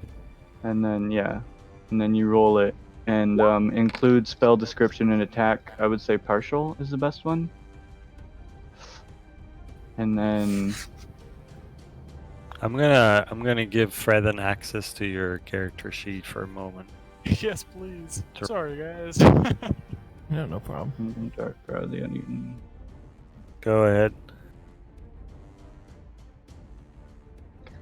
Spells. It's chromatic orb, right? Yep. Vocation, intelligence, attack. Where is let's see, Tim Grunt's partial. character right now? 1d8. He is not in your line of sight because Yeah. there's a thing in the way. I just couldn't see him. I'm like, where the hell did he go? It's material, it's verbal, it's somatic, one action, evocation, 90 feet. I think it's really target. funny that based upon where you guys each are, neither of you should be able to see each other. Right? Because I of can't my- see his character. Yeah. Yeah, we can't. It's blacked out. If you look at my stream, Zero, it's blacked out. I have no idea where he is. Hmm. Yeah, that's weird. Oh, it's Let's working see. now. Okay, so that's what it was. So I had a few things not properly set. On Yeah, yeah, just- and I'll put yeah. include spell description attack on. That way. So you definitely hit. It was that first roll for damage, I guess, that I had done, and it was using fire damage. So 12. So a chromatic orb that turns red and catches fire flies out from your hands, connects with Doru, flies straight over your shoulder, Karen. You had no idea that this was coming. Suddenly this like bombardment from behind. Doru catches fire and screams. Nice. Now he's stabbed on fire. That's how I like every vampire that I run into. Stabbed and on fire.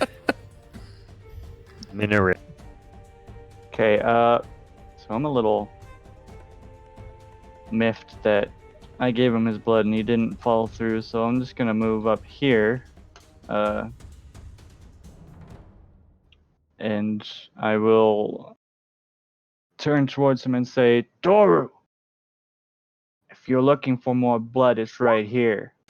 You can come and get it. And as a bonus action, I'm going to do Champion Challenge. I issue a challenge that compels other creatures to do battle with you. Each creature of your choice that I can see within 30 feet must make a wisdom saving throw, DC 13. If they fail, they cannot willingly move more than 30 feet away from me. So it's a wisdom saving throw. Ugh. Typical. What did you say again? Like, come here and fight me type of thing? No, it's like, you're looking for more blood. There's plenty right here. Come and get it. And it's like, come fight me. Yeah. Yeah, so, well. Oh well. And I guess I'll look.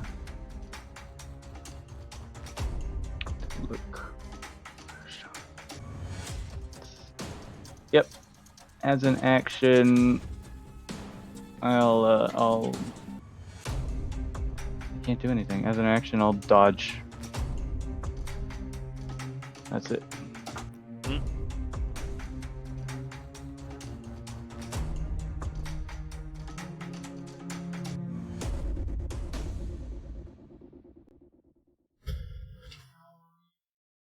All right, Phineas. All right.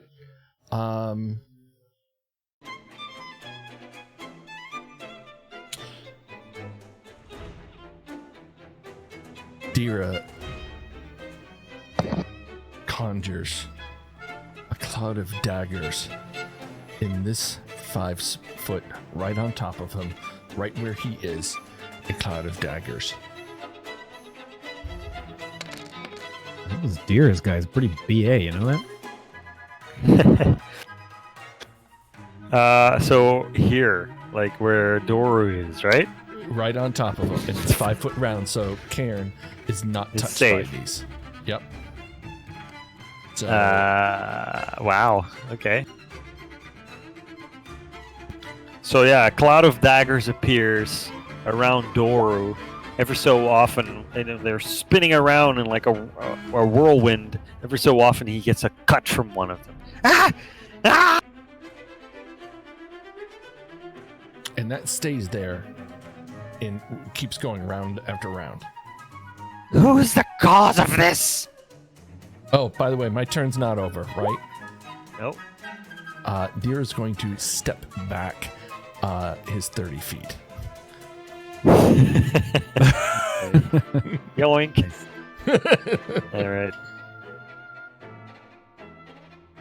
Now I'm done. Ismark moves forward his 30 feet.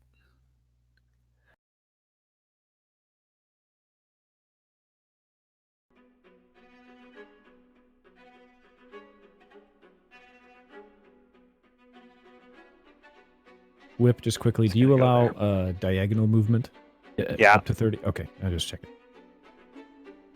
And then it's Doru's. And you can see, even though you can see the burn wounds on Doru's skin heal back together.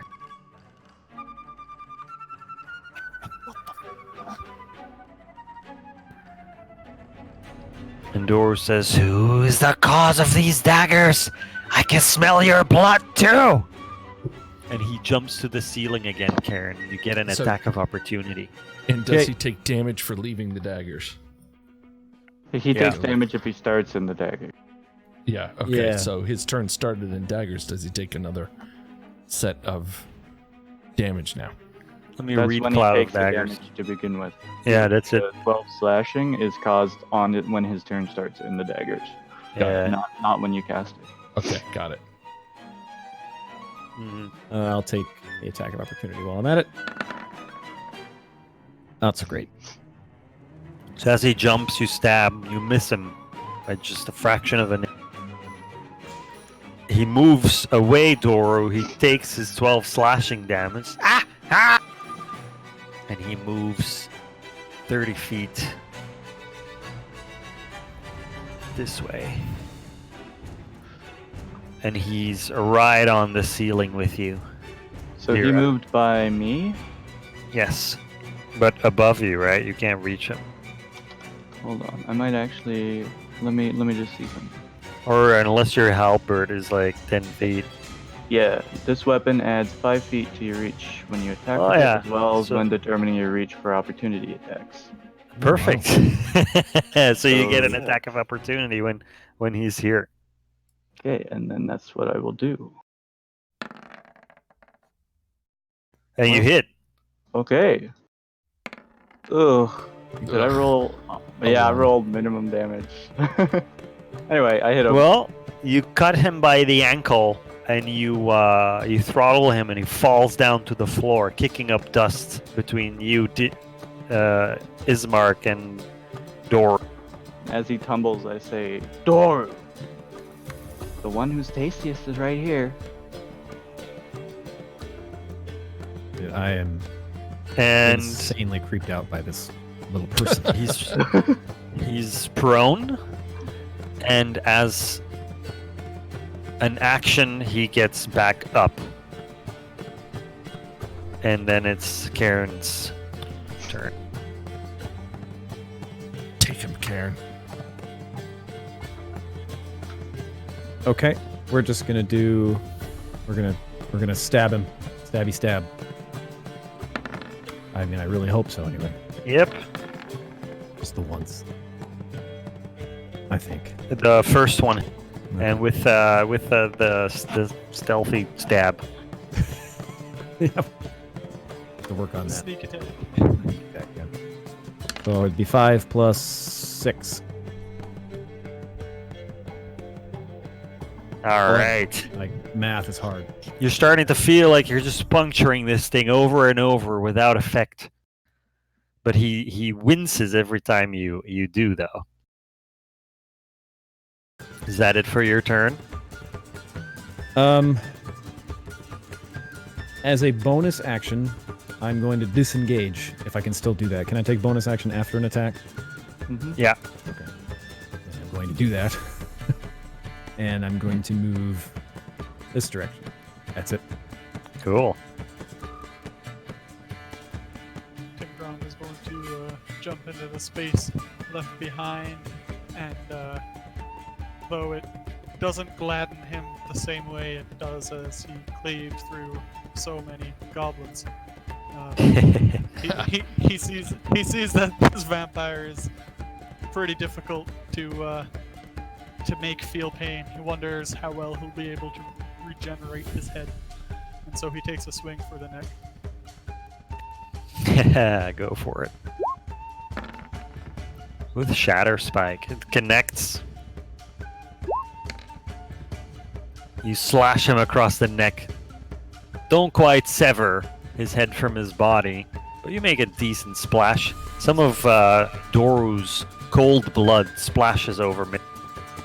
And I'm going to, after the first attack slices through, I'm going to use an action surge to push myself a little bit more and go for another attack. I kind of want to redeem myself from that embarrassing first attempt when I was trying to get at him before. You go, Tim Grim.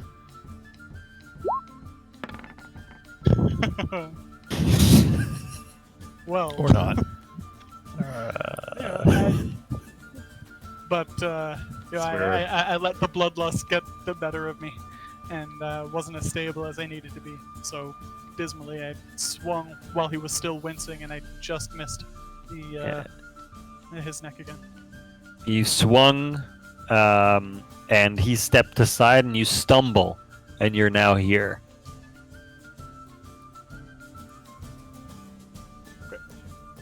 And that's my turn. Minaret. Okay, I put myself here between him and still within reach for him to, like, I'm never leaving his reach, but I shuffle around to put myself between him. No, wait, he tried to get out before. I wouldn't do that.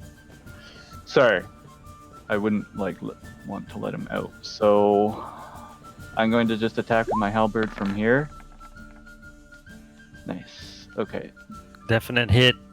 I strike, and as I strike down, I remember the trainings from my days, the early days of my training, listening to clergy on basic ways to fight the undead, and I know that radiant damage is pretty good against them. So I'm going to use Divine Smite. I call upon Persona, starting at 2nd level. When I hit a creature, I get to deal extra 2d8 radiant damage, and that's what I'm doing. Okay. I'm going to use Divine Smite. So, and burn my spell slot. What is that? 8. The 4 is... I don't know why. But I it's... think you get the extra damage is 2d8, so it's... Oh. The extra damage is 2d8 for a 1st level spell slot, plus 1d8 for each spell level higher than the first. Damage increases if the target is an undead or a fiend. Oh, increases by 1d8 if the target is an undead or a fiend. Okay, right. It's definitely the case. Yeah, so that's 12 radiant damage total as I strike through him and I say, by the light of Persona, find peace, Doru. And I strike into him. So 8 slashing, 12 radiant. And that's my last spell slot. So as you do that, and the radiant damage afflicts Doru, you can see that the wounds that were previously constantly, melting back together and healing, that process stops. And this type of attack, radiant damage, definitely made a difference. He screams in agony, holding his hands against his temples, screaming into the air, "Father, what are they doing to me?" Dira. I don't know how to do this whip, so I'm going to ask you. I really want to taunt him to see if I can get him up to the top of the stairs of his own volition to run back out. So I want to taunt him to run up there. How would I do that? You say something witty, and then you roll intimidation. Okay. So Doru, I can't believe you're still down here. Get up on those stairs and get there now. And what do I roll? I'm sorry. Say that again. Intimidation? Yes. But I'm gonna give it a high requirement because I wasn't too impressed. Well, thanks. Yeah. It's like you're talking to your cat. I'd say Get that's up on high those stairs. Get up on Get those on the stairs. It's affecting him. Stop scratching the sofa. It's affecting him, Phineas. Good. Get him up on the stairs. You're in the chewed. And is that considered a turn, or can I still take, do something to him? Bonus. This was your Okay. bonus action. All right. So with that, I send out Agonizing Blast. Boom! Lightning crackles forth and connects once more.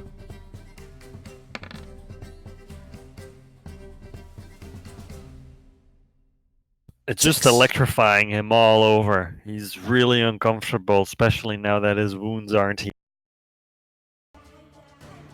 You can still move if you want. Oh, yes. Deer is going to head over to the corner. Where before Doru was soiling himself. Yeah, that's fine. All right. Not His far mark. enough, apparently. His mark says, If I'd be able to get to you to help. Oh, if you okay. for you. Not feeling so safe anymore. Sorry. There is no escape. his mark shouts, "Die, fiend! I will end you!" and holds his longsword with both hands and attacks. Hitting the wooden beam next to Doru. Some of the dust from the ceiling starts coming down. You hear some wood crack.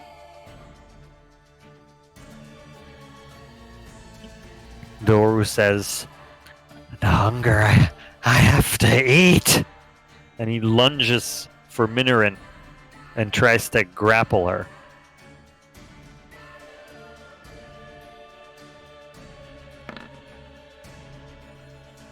So you gotta contest that. Oh, I have to contest it. Okay. Yeah. Don't forget you have a +1. You have a token too. Just a reminder. All right. Sure. Let's Oh, use wait. that. Wait. The claw attack of vampire spawn is instead of dealing damage, the vampire can grapple the target. Escape difficulty 13. So you just gotta roll a 13. Instead of it's an attack though, right? 15 to hit. Instead of dealing damage, in case Yeah, I hit you, vampire can yeah. grapple. So I don't actually hit you, right? Right, because my AC is, I think it's 18 now. Okay. I got multi-attack, so I do another claw attack and try the same. And I don't hit you again. So I just using my halberd inspired by Persona, who feels strangely distant. I just like use the half to like bash away both of his arms, and then back to square one. Poor Doru. You guys don't understand. He just needs some blood. Poru. He had more than Got enough some, blood. Okay, he was quite the jerk about it. He had exotic blood. Prime quality. He wasted dragon's blood. That was valuable, Regent. Okay. I Yeah, might go it's kind of look that up upsetting off to the me, floor actually. afterwards. Except for the Sorry, box. Karen. I rarely, if ever, waste dragon's blood. Usually it's my own fault. But I think it's because Karen is cold-blooded, doesn't have quite the same smell, and it's probably an acquired taste. Mhm. All right, I like that. You could probably You're- prowl around Resistant, Strahd's naturally castle. resistant to resistant to vampires. Who Got knew it. you were an acquired taste 0? Yeah, it's You like ranked very it's like an well I'm like an on the IPA. I'm like an IPA. It's an acquired taste. And they'll drink you if you're the only one left. Yeah, That's right. exactly. Karen, this is all you when you have see is- Dragonborn. a moment, an opportunity to step in and do something. Oh yeah, we're gonna stab this guy. Stabby, stabby. Do what you love, and you'll never work a day in your life. Yeah, me too. Sorry, hit. I can't stand it. First one hits, second one doesn't. 4 and 10 damage. All right. You move or I'll actually stay there. all right, Tim Gra. Door is properly surrounded now. He's gonna step up on the Nice. next room here, and give him a nice little finishing nick across the neck. See if I can just ever so gently saw that last bit of flesh off from his shoulders. Little tot in the back, a little nick on the neck. You hit.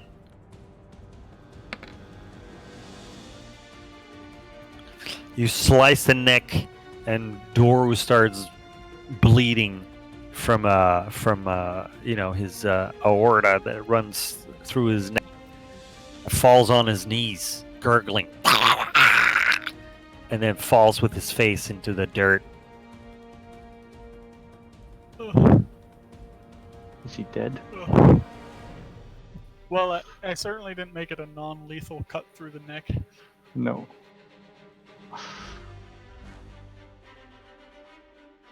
I mean, Minoran. Okay, so he's down with his face in the dirt, and I just I lift my halberd in two hands over him, and I point it down towards his body, and I say, find peace and rest in the eternal afterlife Doru, and I'm gonna attack at advantage because he's on the ground. Strike down into him. Okay. What is a halberd shaped like? Let me look that up. It's like you're piercing him with the halberd. Yeah. Yeah. I think it's got like a spike on. It's like a spike and an axe combined. Yeah, like a spike on the end, and then I think it can do So- slashing or piercing. I'm not sure. So you stab Doru on the ground, and there's no physical response. By all counts, to you, it looks like he's dead. Yeah, I was trying to aim like for the heart. Just okay. Safe. Yep. And I'm gonna divine sense. Wait, do I have to? Hold on a sec. I might need a. Oh, I have to do an action for that. Okay, Yeah. never mind. Okay. That's my turn. Dira. Dira is going to try and make this piece his final piece. Sends off an agonizing blast at him.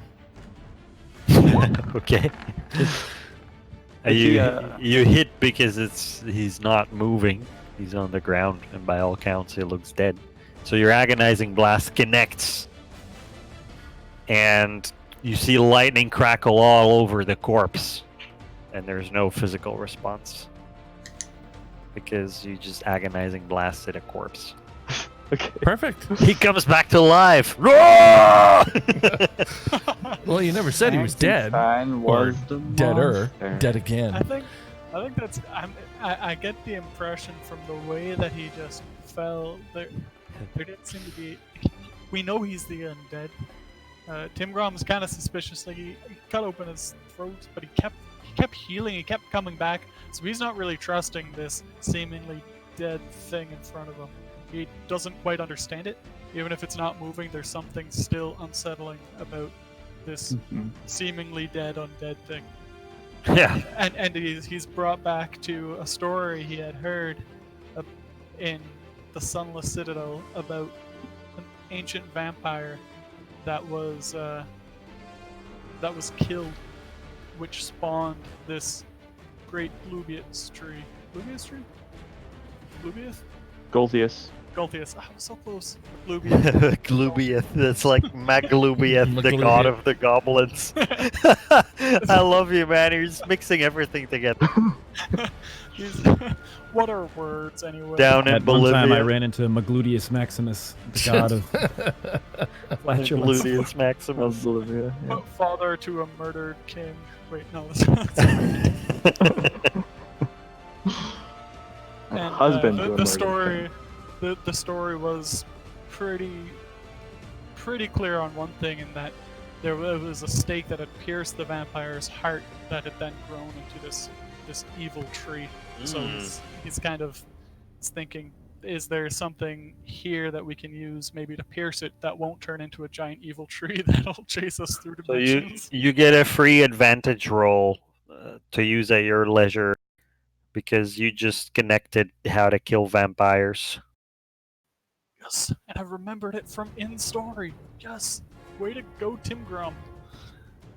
Everything's coming up Tim Grom now.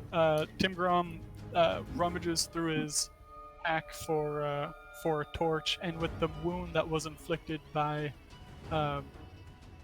Minoran through the chest, he takes the dull torch and shoves it in there as well. So you shove the torch, the wood of the torch, into his back, where the heart would, and the corpse of Doru snaps back to life a little bit and says, "Ah, Father! Father!" And you can just see him wither and writhe into the dirt until he turns into a dry husk, barely recognizable from what he was before. I think you're the first person to bludgeon a vampire's heart to death. Actually, I pierced him with a dull torch. That He's a felt good. dwarf, it worked. I just used a different wound. Ah, nice work, says Ismark to you, Timgrim. Good riddance. Barovia will be better off with him. We might have a rougher time explaining. I want to remember his name. Ismark. Donovich. Donovich. Donovich. We might be a Donovich. harder time convincing Donovich of this. We did what we had to save his son. And his son, we heard the words, this creature's only father was Strahd. Donovich's son died and never returned from Strahd's castle. Maybe there's. Do you think maybe he would have some missive or some indication of what he was sent back for from Strahd if we check his belongings on his cloak? You want to Maybe. check Doru? Yeah. Let's see. Phineas casts Mage Hand. Nothing like torturing. You're not touching Wait. anything. Stop, Not a stop thing. fondling the dead.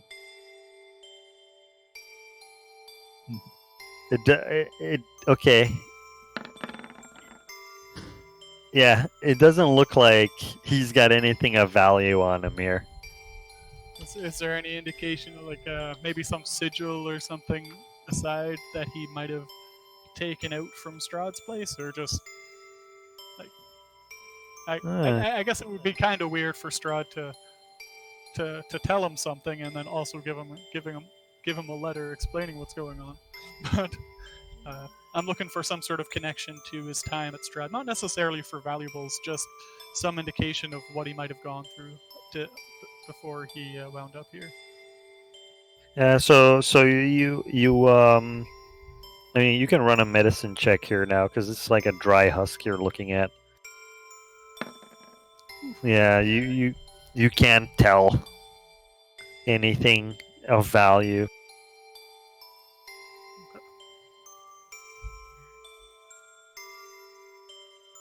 Is there anything down here in the basement that is of help to us? You Well, s- there are a bunch of wooden pillars, and I will say it looks like that might be the trick to dealing with these types of creatures. Yeah. we well, should've they're knocked them all only out. holding up the actual church. So we'll take them on the way out. Great. So you take a look around, Dira, and you see a lot of bare footprints. That was probably Doru just pacing around the place. There was a bear down here? Watch out, guys. It may be a shadow bear. He could still be hiding.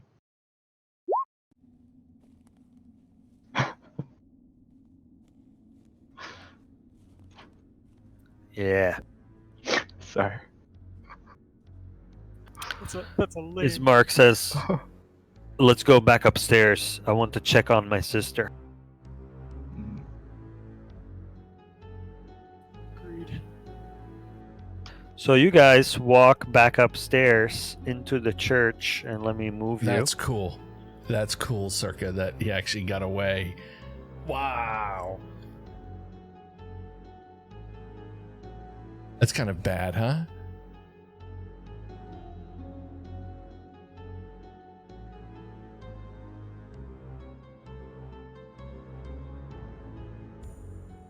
And there you are, back upstairs. Irene, as you walk back into the main hall, you find Donovich back at his altar, just standing up still, pacing around a little bit. And then you find Irina resting on a half-destroyed pewter that's there. Ismark goes to his sister, puts his hand on her shoulder and whispers something in her ear. And Irina looks disappointed for just a moment, and then lets out a big sigh of relief. Deer is gonna tell Donovich, rolling deception, that we did everything we could to try and save him.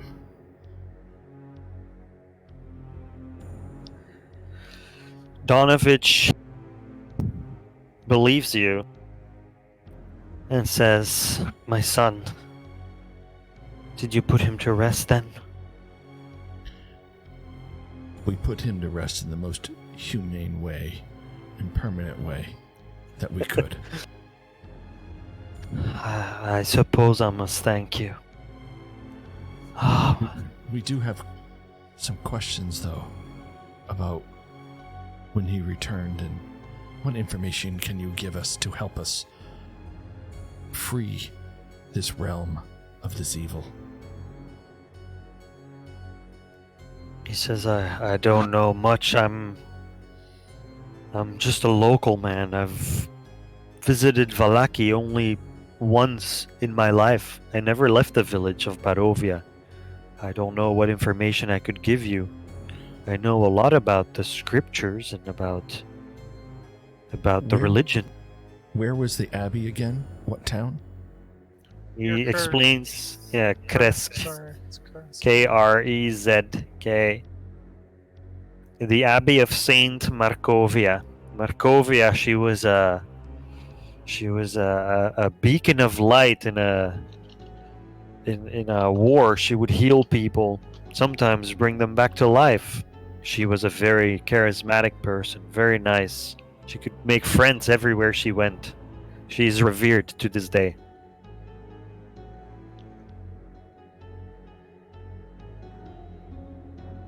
She's a war hero too. War hero. What war Yes. did she fight in? The many wars that preceded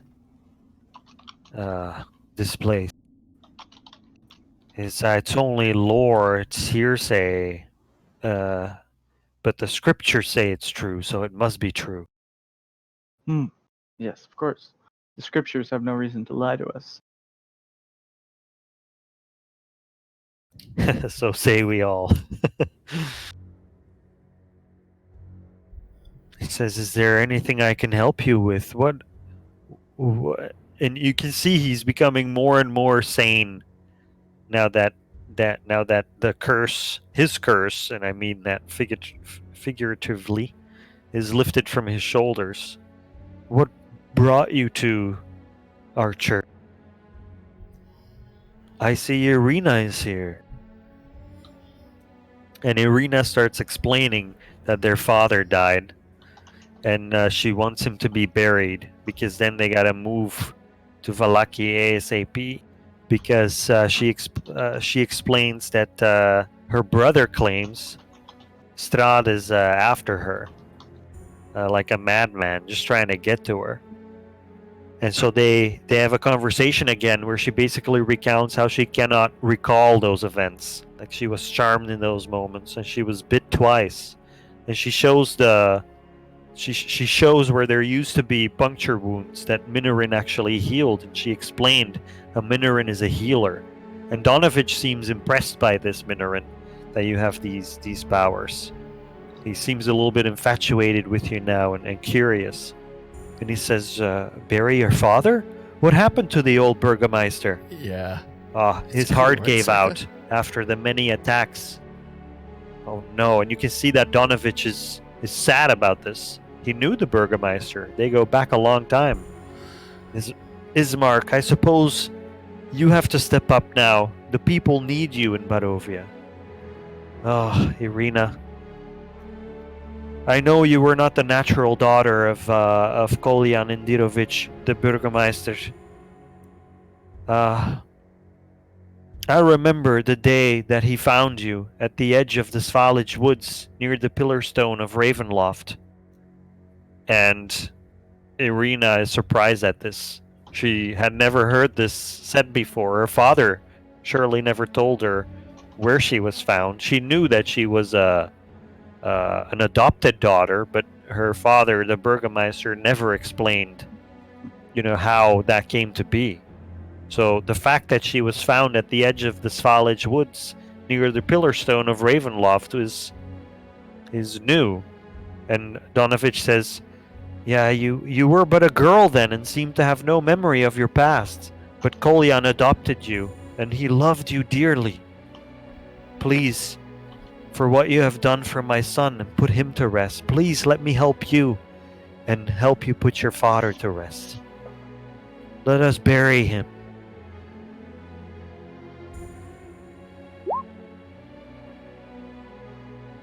Anybody that wants to chime in or say something?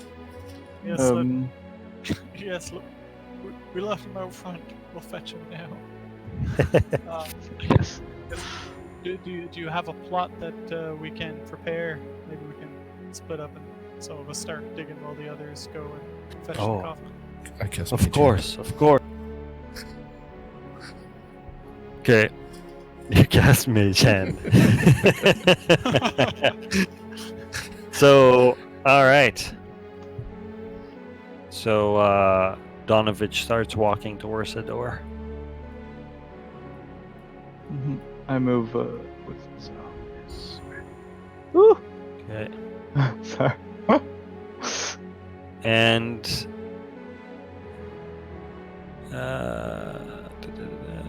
you guys had closed the door, right? Mhm.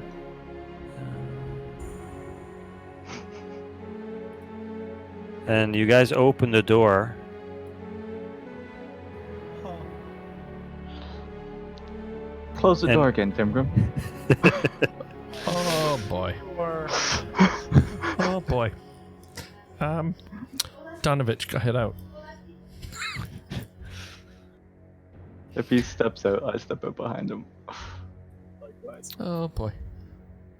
So you guys see that fog has enclosed the area of this church, the front of this church, and you guys see dozens and dozens of wolves silently staring at you. Why is it always wolves?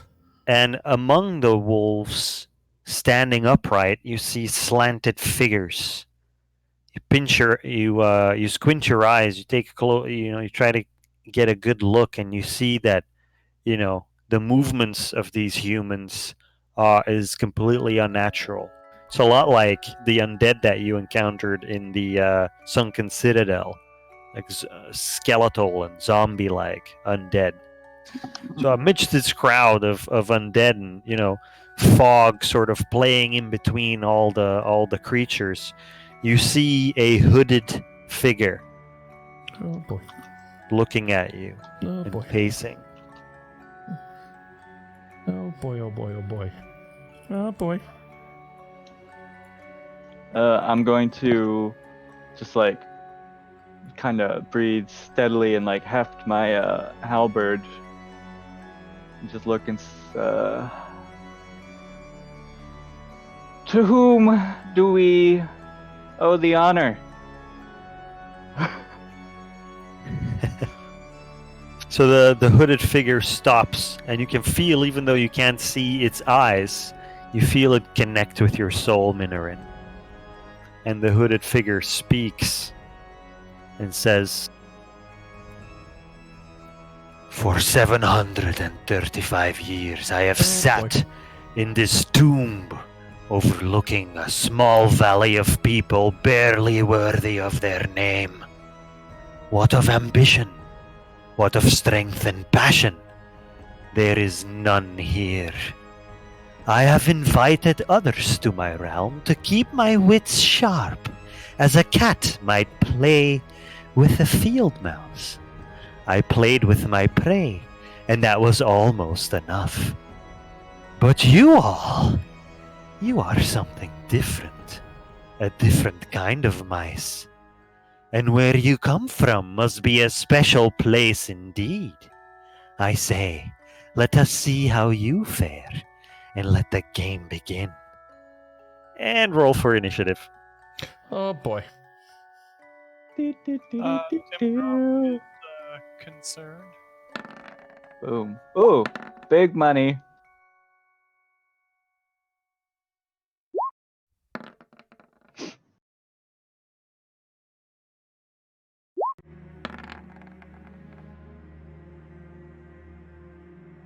So it's probably been more than 10 minutes since I got bitten, right? Yeah.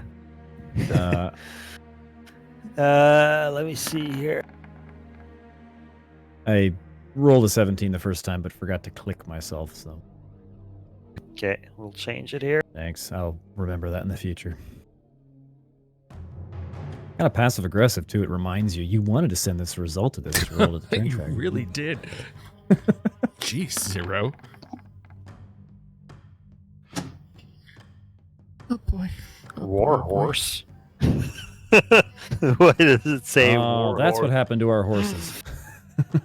Bindi, no!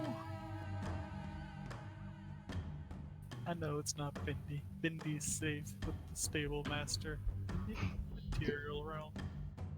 Bindi will be the only one in our party that survives this encounter, maybe.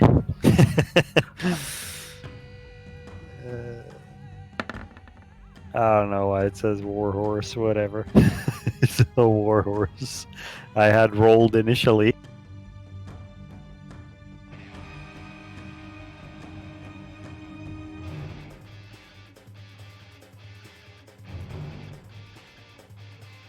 $18.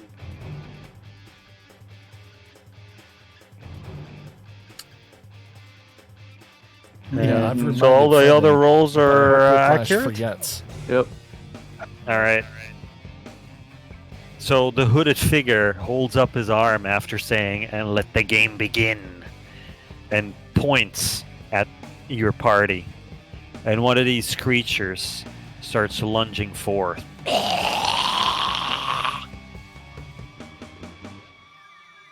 And tries to attack you, Dira. Perfect.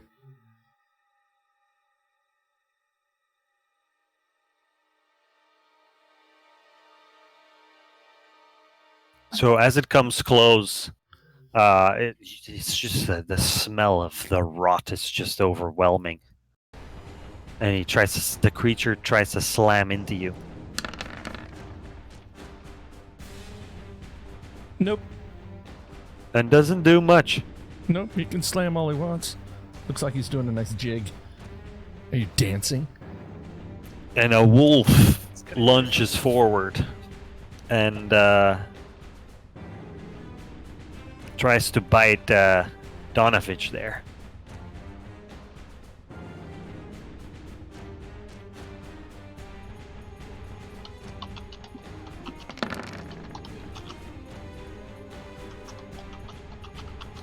I'm not sure how I feel about all And of hits. these dice.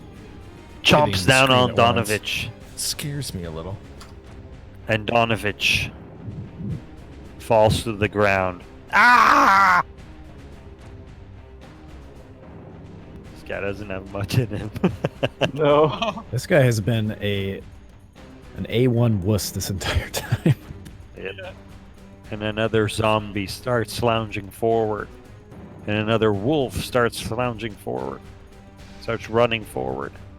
And that's when we go to Karen. Karen, your rolls for initiative are on point, sir. Yeah, better lucky than good. That's what I say.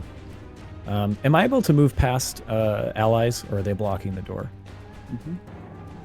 Yeah, allies don't block your path. Yeah, I didn't think so. So I'm going to. Oh boy. So as I move, my line of sight gets a lot wider, and it just terrifies me. Because I can only see like a third of the battlefield when I'm inside, but as soon as I step outside, it's like, oh, well, shoot. Oh boy. So I'm going to move to protect Dira, who I've somewhat become friends with, apparently, and stab at this guy.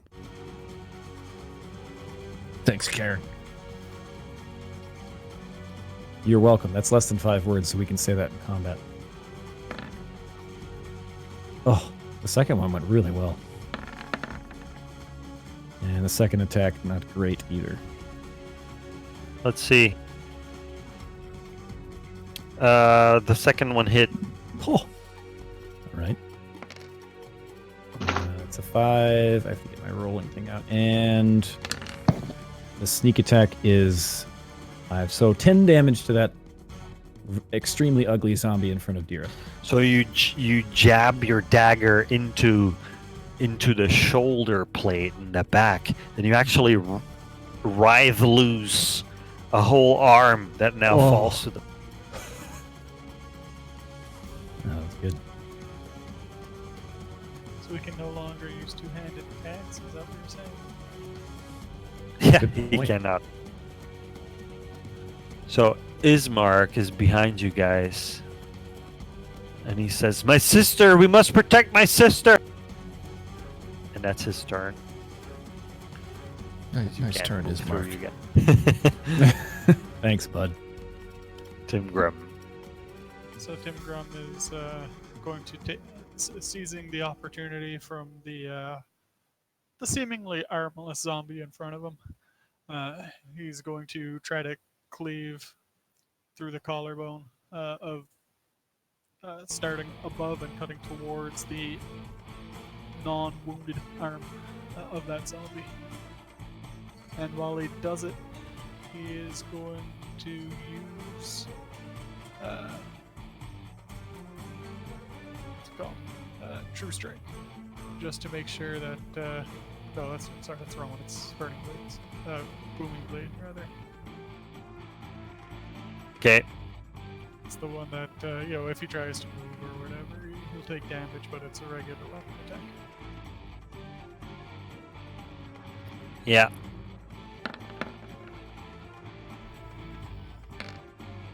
You're trying to hit that zombie? Yep. So your shatter spike blade connects with the zombie and just slices clean through the thing. The two halves falling, one half falling on the Burgermeister's coffin and the other one to Dira's left. And after I dispose of that, I'm going to. Can I step up here without provoking? Yeah, without provoking an attack of opportunity now that the other Yes. one's dead. So I'll do that to try to get near Donovich and see if I can shelter him from more injury. Oh, right, no, he's totally dead. Is he incapacitated or just dead? He looks dead. You could investigate. If you could Maybe save after him. the battle. Yeah, I'll stand guard near Donovich's corpse and see if I can keep these wolves from tearing at him anymore. And that's my turn. Okay. Okay, so I'm going to use the Wand of Integral Whip, but I looked it up and it says a point within range, which is 90 feet. So if I aim the wand at Strahd, 20 feet around Strahd would be affected, correct?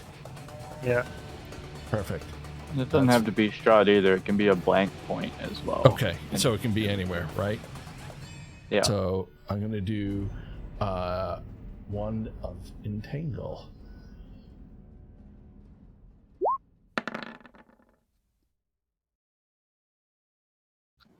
So where?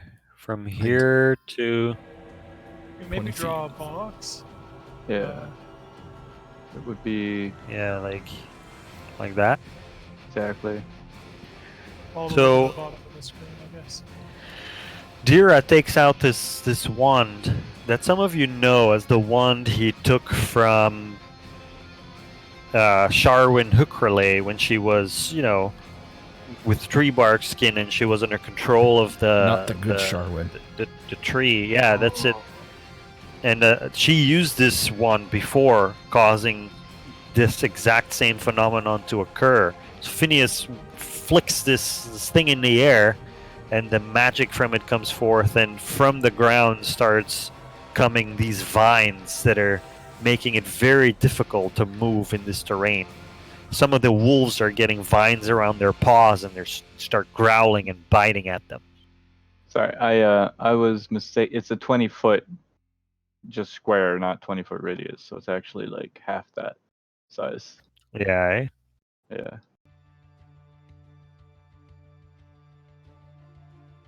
So if you centered it on Strahd, it would reach Yep, like I 10 centered feet it on out from him, I centered it on him.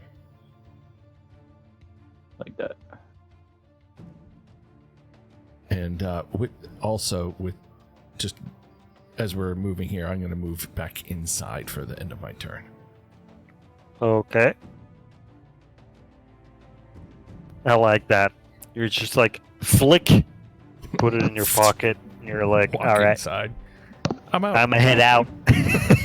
Peace. I'ma head in. Game in or in. Alright. So I'm inside, but for sake of stream whip, I'm just going to stand out here so people can see stuff. That's okay. Sounds good.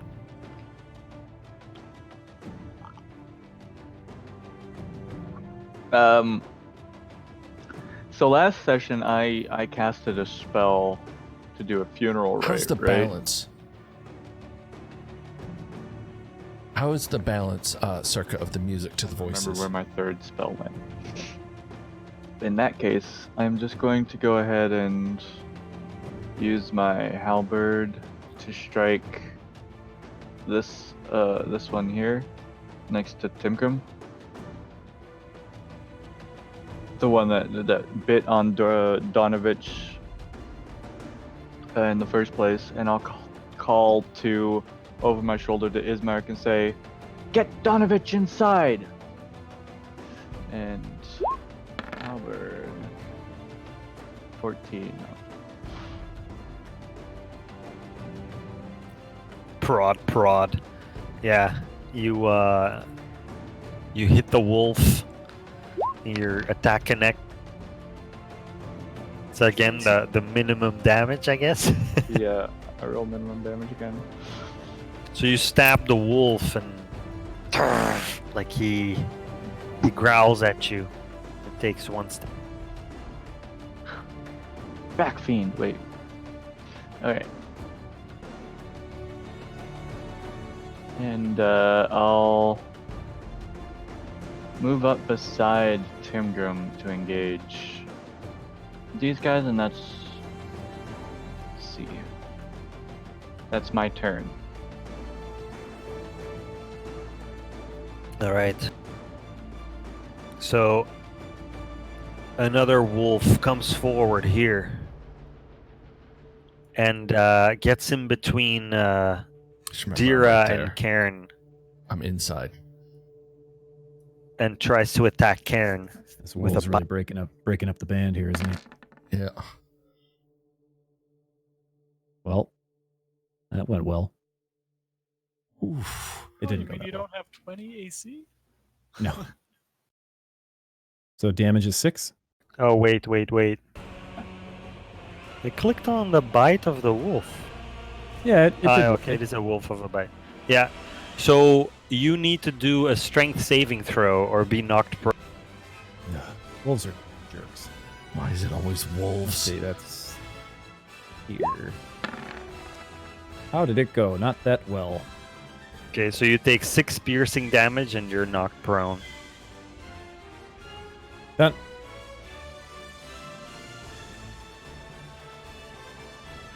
And the wolf next to you, Timgrim, attacks also and tries to bite you.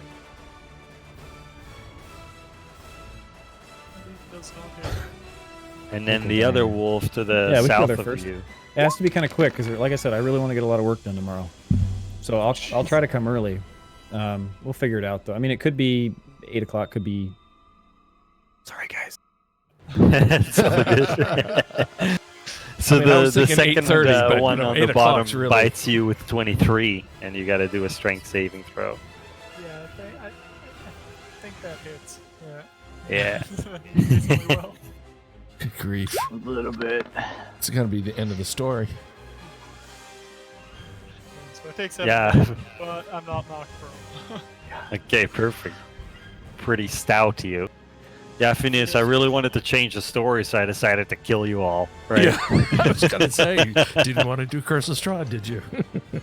So the zombie that's next to Minorin tries to bash himself ineffectively into Minorin. Let me get my zombie back.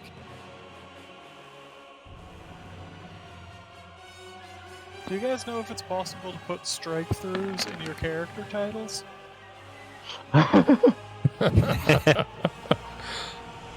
Not really, I don't. Okay. I just like plant my foot to give myself leverage, and I put my two. Yeah, but I hands don't up want to with the reroll, halberd Circa. I and really like shove 'em Dira. off so you can't. Bash. And I Doesn't go, do it. Smells Pretty so bad. disgusting smell, yeah. You don't get to smell underwater. Alright, Karen. He really is dope. I'm gonna have to get up, but I don't know if that takes a full turn or not. It's just one action, correct? I think it's all your movement to stand Okay. up. Because I do. If it's all my movement to stand up, I can do that. And apparently, unless I'm misreading it, I could still use my cutting action to take a bonus action to disengage. Unless you veto that. So tell me that again. So for my movement, I need to use my movement to stand up. Yes. Right. I Um, think you need to use an action to stand No, up. Action stand up. standing up takes more effort. Doing so costs an amount see. of movement equal to half your speed. half For my example, speed. if your speed is 30, you must spend 15 to stand up from prone. Okay. That's in the context of dropping prone, right? And then standing up afterwards. So if you're prone, you stand up half your A speed. prone so it's- creature's only movement option is to crawl, unless it stands up and thereby ends the correction. Okay, how do you... It doesn't really say how you stand up. I need to look at the compendium more often. It's always tricky, these things. Yeah, no. Yeah. I'll look at it I love too. A lot of the times I Google it, and usually people have answers like, yeah, this is what standing up means, but it could be something else. And standing up from being prone is like you lose half your movement. Yeah, so let's do that. So you have 15 feet left that you can move. Okay. I'm actually, I'm going to... Oops. I didn't mean to do that. How do I get rid of that? I drew a line and I don't know how to not draw lines. Undraw that one. I'm just going to move here. And I'm actually going to use a breath attack because at this point I feel very threatened. Nice. And it's for me, it's an acid breath. Exhale 5 by 30-foot line, which is why I was trying to draw a line. Hopefully, this actually draws the line. I don't really know how to draw the line. Okay, here maybe. You know what? It's not letting me draw the line like I want it to. I would like to, from my location, my square, to this location. Gosh, goodness sake, this is annoying. Did you do it? Yeah, I tried. This location that I'm pinging right now. Okay.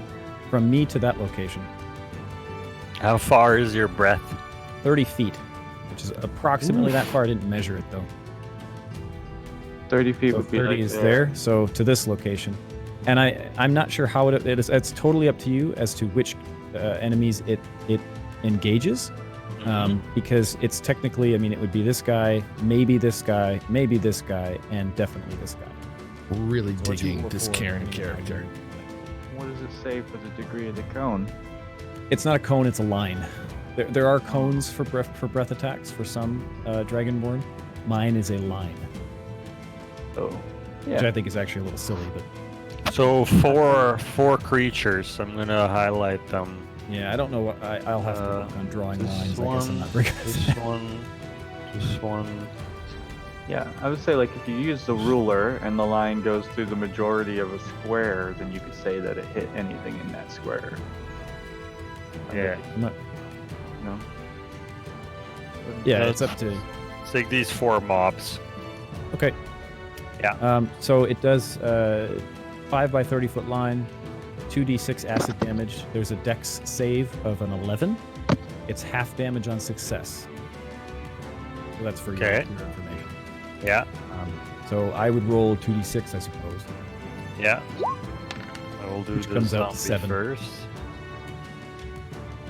So the 2 zombies go first. I do a deck save, you said? Dexterity save of 11, yes. I assume to dodge the line of acid. Stupid zombies. So the Wow, pretty dexterous, Like, aren't they're super ineffective, but they dodge that. These zombies were Tony Hawk in their previous life. So they take half of 7, which in this case is 4.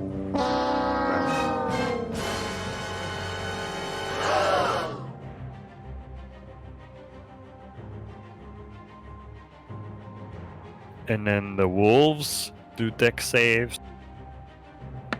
Unfortunately, I think they're a lot more dexterous. Yeah. Yep. Yeah, they are. Look at them. Jeez. Moving, we're moving, we're moving. All right. So Whatever the other happens, party Karen. members see Karen just like well up this, this bile, I guess, and then becomes like this acid stream.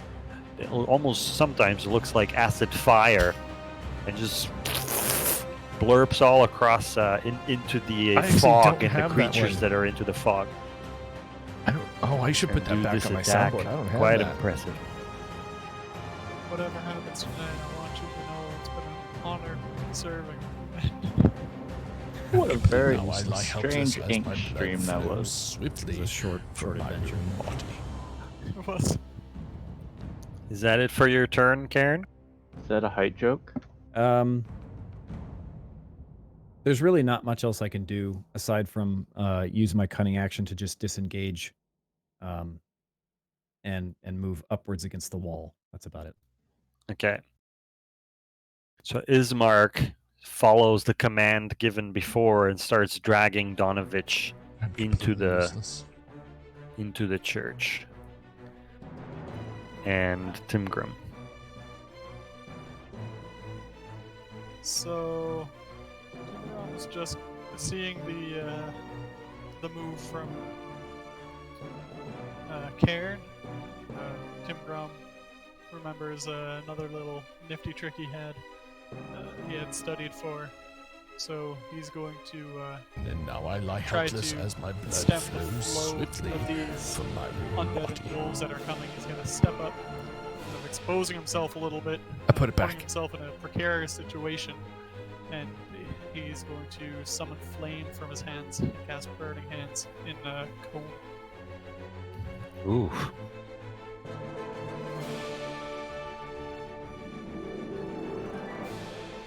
I was gonna say if you're a I'm just going to list that out. As you hold your hands with thumbs touching and fingers spread, a thin sheet of flame shoots forth from your outstretched fingertips. Each creature in a 15-foot cone must make a dexterity saving throw. The creature takes 3d6 fire damage on a failed save, or half as much. So it's basically like you have your own breath attack, but it's a cone. We are bringing the damage. Okay, wow, there's a lot going on. So yeah, I don't know if you can see the place that I marked off there. Yeah. So those are the guys I'm rolling for. So I'll just go ahead and roll that. Yeah.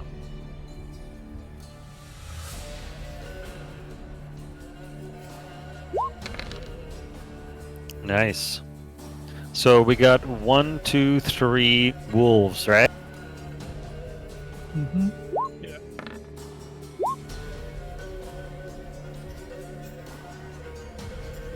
And how much is the dexterity saving throw? 75. It doesn't say, eh? It's probably a spellcasting modifier, which would be proficiency, which is 2, plus your intelligence modifier, which is Also 2. so it's 8 plus it's 12.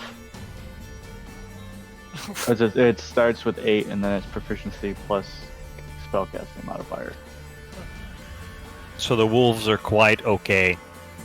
I'll take 6 damage instead. Half as much on a successful one, yeah, so 6 fire damage.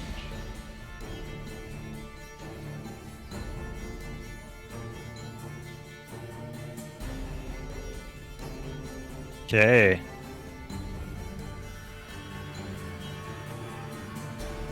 And then the zombies.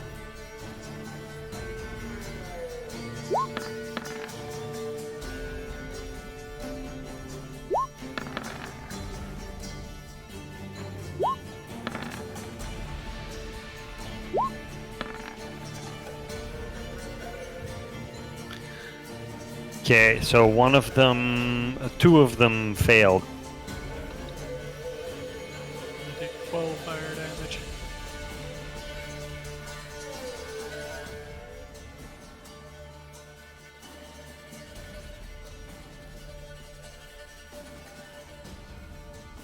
So I guess maybe, like, from the way it's listed, I guess I started shooting it to the left and swung and kind of started full force on one side and petered out as I wafted the flames over towards where the wolves are. Yep. So those two in the line directly were probably the ones that weren't saved from the brunt of the assault. Indeed. All right, Timgrim. Any more for us?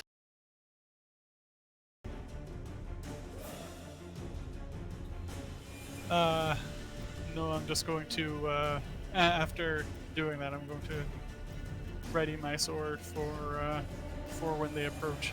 He's not feeling particularly witty. I'm not feeling particularly witty right now. I'm a little bit concerned at the swarm of undead. Mildly A concerned. little bit. Yeah. Arr, this is like September all over again. Dira. Okay, just a point of order, Whip. Am I allowed to cast use the wand of entangle again? If I do, does the other one still stay in effect? Let's. It doesn't say it doesn't stay in effect.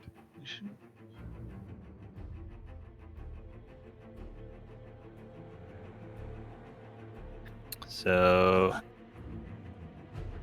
Is it a concentration spell or? I don't know. It's from a wand. It's not No. a spell. Yeah. That's why I was wondering spell. if it's since a wand and it's got charges, I can just use them, right? I'm I looking just it up. don't know how that works. Duration, concentration up to 1 minute. So yeah, it would. The other vines would go away. Okay, thank you.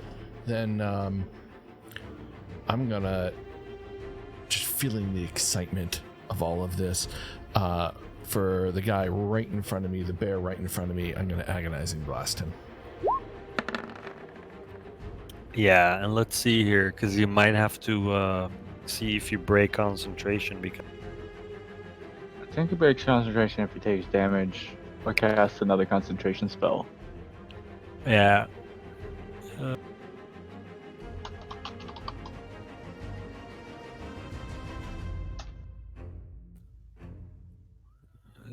yeah, casting another spell that requires concentration makes you lose it. So the vines doing that again, I guess. Taking damage, there's a difficulty modifier that equals 10 or half of the damage you take, whichever number is higher. And then if you're incapacitated or killed, obviously the spell goes away too. Cool, yeah. And which one do you try to hit? The one right in front of me here. Okay, the wolf. Yeah, right here. Yep. Yeah, roll for damage. Yeah. A chunk of the wolf just blasts apart from Feel close the power. proximity. And it's just just slumps to the floor. And Dira is gonna move. Flies back. Yeah. Dira's just gonna move back a little bit here. Because he wants that concentration to stay, doesn't want to take damage. All right. Ends my turn. Minoru. Okay. Sorry. Just trying to open that up. I wasn't trying to cast it.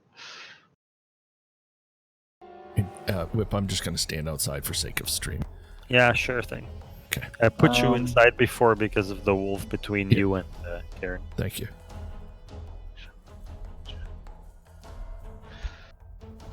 I'm gonna go ahead and strike at the wolf right here. Between myself and Timgrim. I call out, we should fall back inside the chapel. we should fall back inside. 5 words. And that's what I say. And then I just kind of like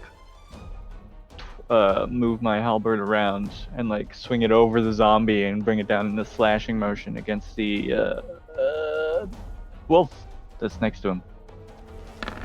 I cast halberd. I cast halberd. Wolf, you don't hit. Boom, okay. No! It's a miscast. No! God, And please, I no! can't No! use anything else, so that's my turn. No! All right. No! Another wolf lunges forth, and you get an attack of opportunity, Minoran, as it tries to enter the church. Ooh, yeah, alright.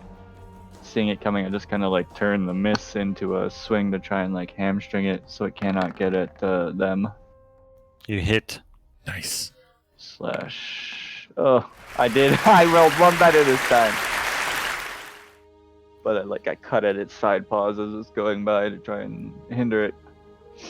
Lunges inside, and behind you, Dira. Actually, diagonally in front of you, Dira, you see the wolf just start chomping down on Donovich's leg. And from the other side, another wolf lunges forward towards Karen and tries to bite you, Karen. And doesn't quite hit. Just grabs a piece of your armor and had a hold of your armor for a little bit, but you take no. Get it off! Get it off!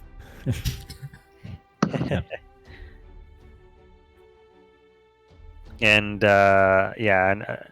one of the wolves that you damaged before, that was slightly still on fire. You can see some of its fur is like singed in places.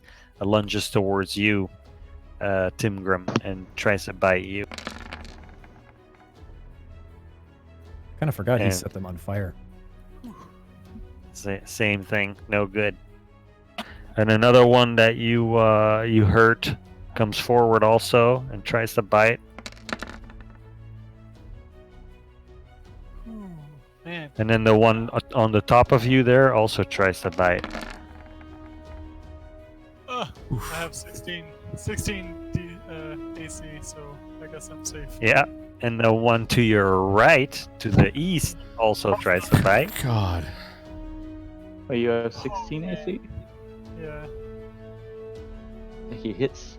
If that's the Yeah. So 7 damage. And a DC 11 strength check. I'm so terrified right now.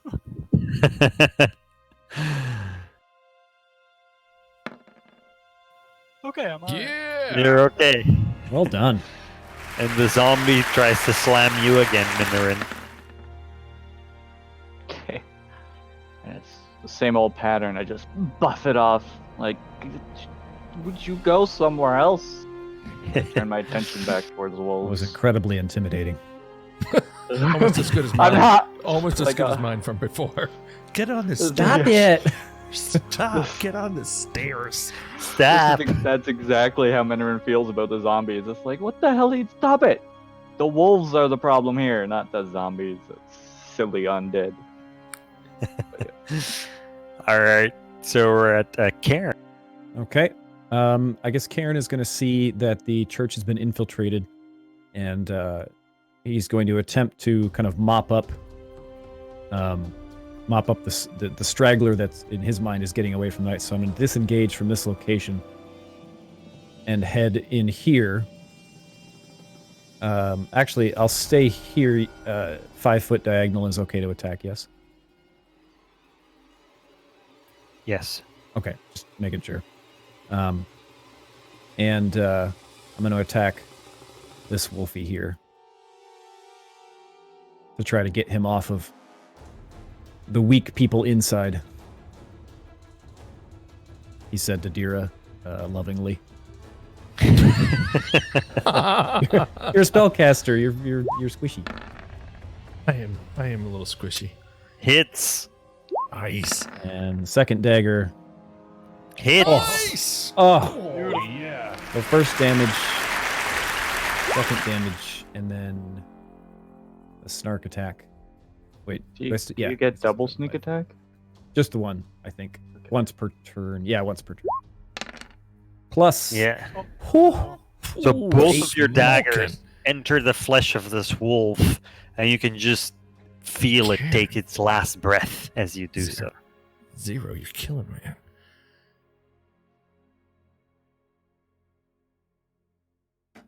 Good. I've cut the wolf.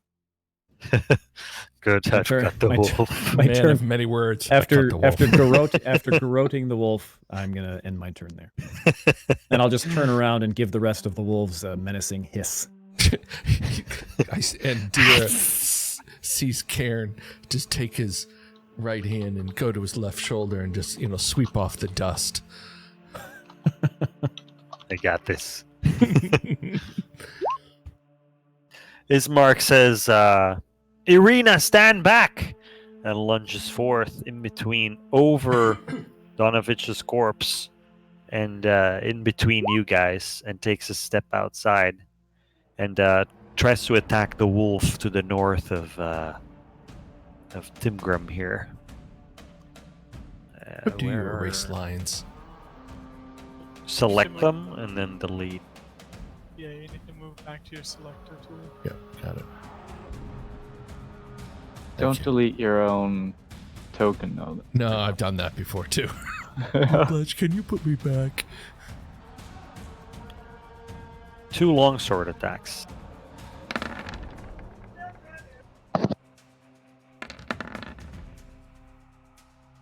Oof. Second one hits and kills the wolf to the north of Timgrim. And that's it for Ismark. Timgrim. So, heeding Mirren's words, Tim Grum's gonna call out to the others to reiterate, we need to get inside, we need to barricade the doors. He's going to,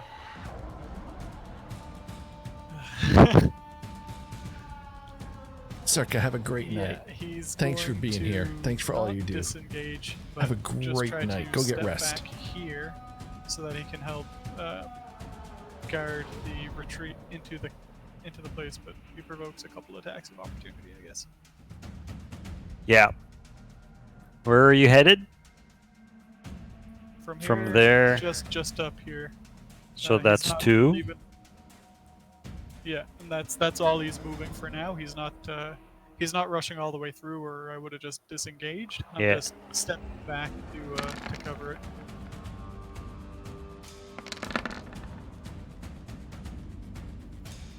One of the wolves nicks you for 10 piercing damage. Oof. DC 11. His GM is tough. That's what he considers a nick, huh? He has a tendency to just roll max damage. Just Game A is lot. rigged. Hashtag rigged. So Can't get you prone though. no, I'm just too strong. I'm going to use second wind to recover some health Okay. as a bonus action. Just gain back 8 health there. So I was pretty critical there.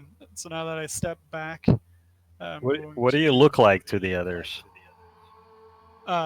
Well, as I was stepping away, they really got into he made a really good bite into my calf. I was already pretty winded from having stepped up and kind of getting swarmed by a bunch of wolves, bleeding in a few different bite marks.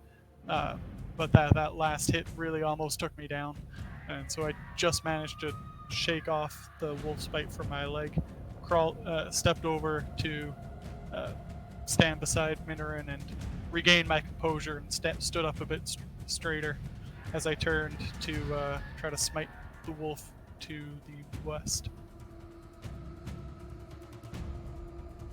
And I am going to use the same booming blade as before. I don't know if I won't link it unless the thing moves, and then we need to know the damage, because it's just basically about a regular melee attack anyway. Jeez. Yeah, both. Yeah, that hits. Which one? This one. That one. Your sword comes down on its spine. You just hack into it, and it loses its life.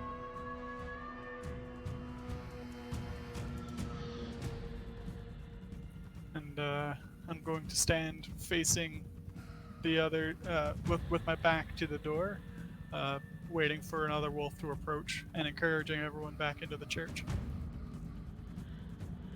And that's my turn. Get in!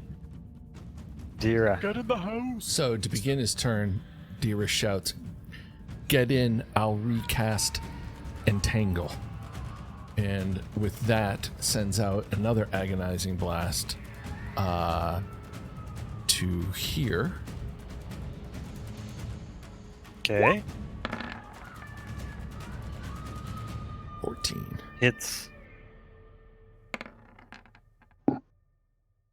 And that 7 wolf force. perishes. As you are retreating, Timgrim, and you hear the sounds of a wolf being electrocuted behind you, you also Smell the smell fur. the singed. It's a smell I'm getting accustomed to. Anything else for you, Dira? Dira's gonna back up another step or two. And it's my turn. Minorin. Okay. Since we are retreating, I'm going to use my action. Oh wait, he's dead, huh? This guy over here. And there's the zombie left, and there's a wolf here. And there's these two that are gonna come closer. It looks. Those two are gonna go. That's the wrong button. Those two are gonna come closer.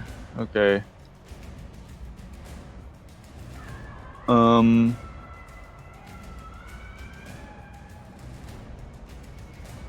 I step over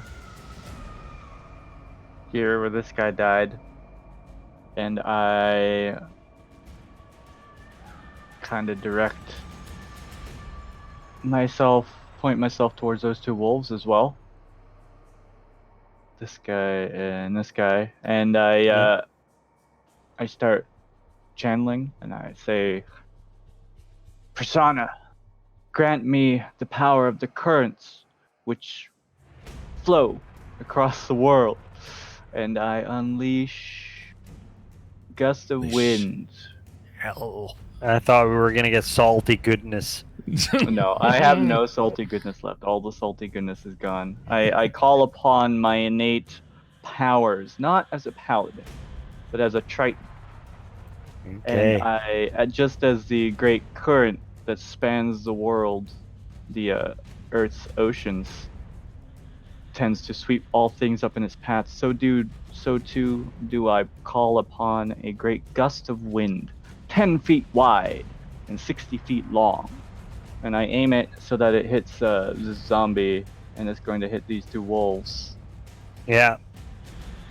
Any creature in the line must spend 2 feet of its movement for every 1 foot it moves when moving closer to you.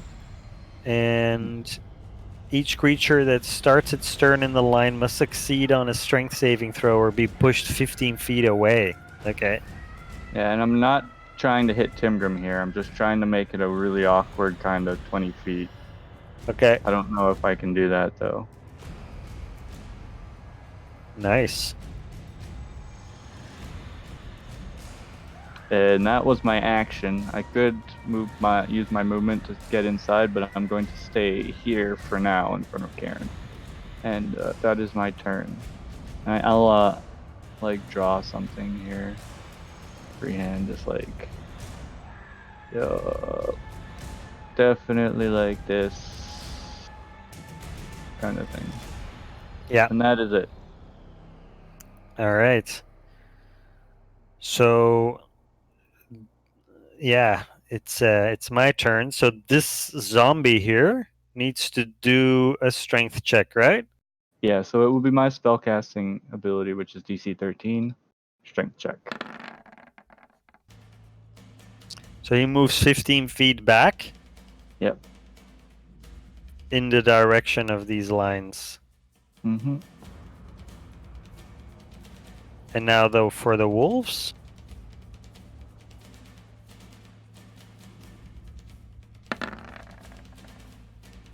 Okay. So they made the save. But they gotta use half. Yeah, they move at Move. half speed while within it. Okay, so this one moves. Oops. This one moves towards Tim Grum and tries to bite you, Tim Grum. He hits. And then this one also tries to bite you, Tim. Oh god.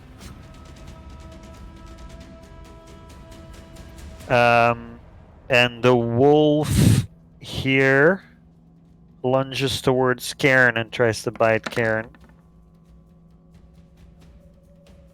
Again, just grabs fabric or.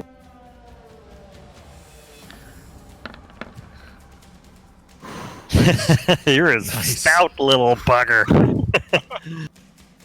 The zombie that was pushed back now starts moving forward again. And he can move 20 feet, which is now 10 feet. So he moves 1, 2, and tries to slam himself into you ever so slowly, Minaret. Like slow motion. Does he get disadvantage for Just for fighting slicing it? that tidal wave. Does he get disadvantage for like spitting into the wind kind of thing? Well, I guess Oh. Well, he that is. so much. Turns So out he was is that- going too fast before. Wow. Slowed down, he's much more able to control himself. So now you gotta see if you break concentration, right? Yeah, it would be a DC 10 con save. Oh. Oh my god. I should Wow. probably get proficient in that. So no more tidal wave. Not sure why that happened. No more. Guess the wind, yeah. All right, Karen. Well, keeping with tradition here, I think I'm gonna stab a wolf. I'm gonna see that that my friend here, Timgren, I believe it is pretty darn surrounded, but I've got my own thing to deal with right in front of me, so I'm gonna attack this wolf. Well, I mean, we're gonna hope. Didn't go great. And the second one, That one hits. Nice. 7, and we do have Mm-hmm. 1, so 11 damage. Okay. You take it out in one fluid strike. Just dagger right in the forehead. The noise it makes too, because it pops his skull. That's it.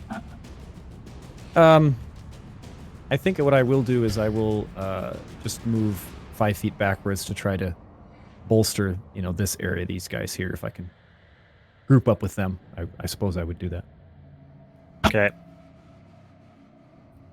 So, Ismark is gonna assist you, Tim Grum, in whatever you try to do next. So you roll with advantage.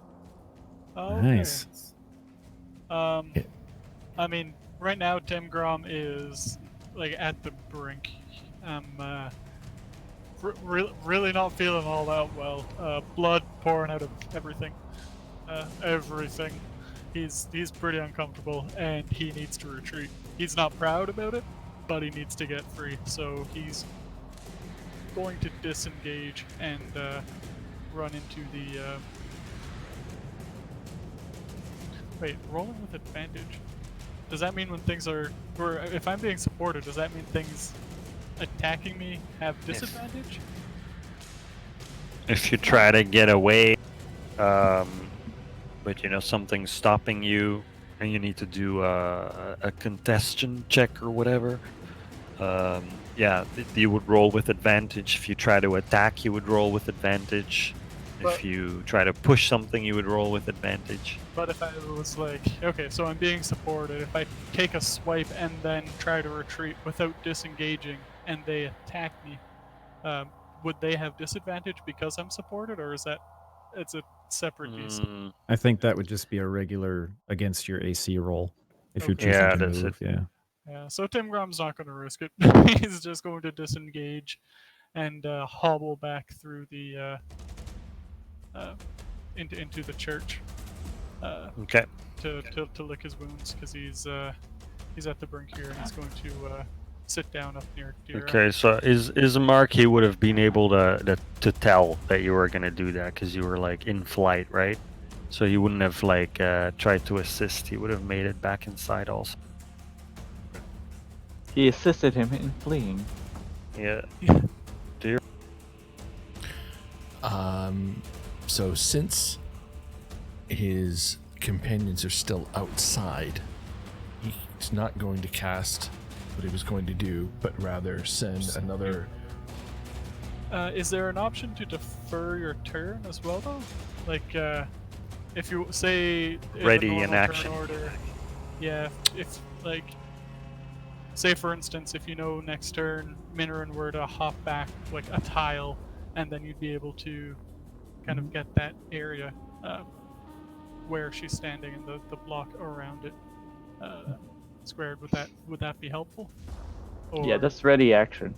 You can it's ready ready action action, you it can do on it, a yeah. condition. On a condition, indeed. It's an if statement.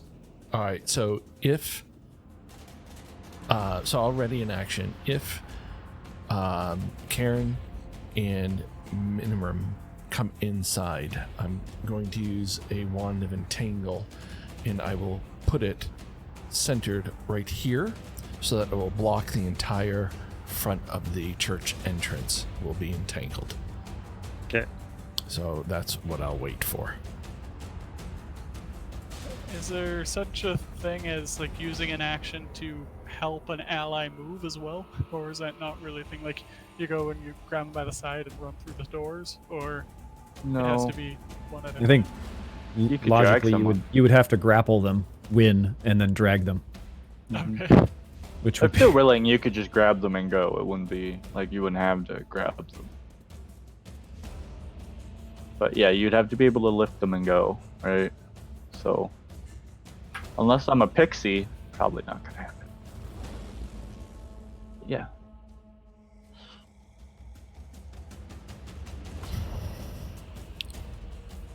So whoever's turn is next, I'm just going to wait for my ready action. Because me and Karen need to get inside, right? Yep. Okay.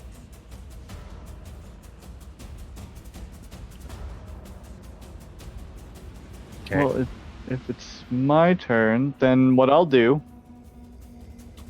is I'm ready to charge inside, but I'm not ready to leave Karen out here alone, so I'm going to ready an action to disengage and run inside with Karen when he moves. Until then, I move maybe like right here. And yeah, so I move like 5 feet. I still have Sure. enough left. What? I'm sure this picture to the enemy is hilarious. A tiny little fish person stepping in front of a 200-pound lizard to defend him. I got you, 6'1". fam. Be like, He's like the Or size not, of one of my Karen. legs. Like, thanks. I fight for Persona and all living beings, Karen. Fear not, I shall protect you.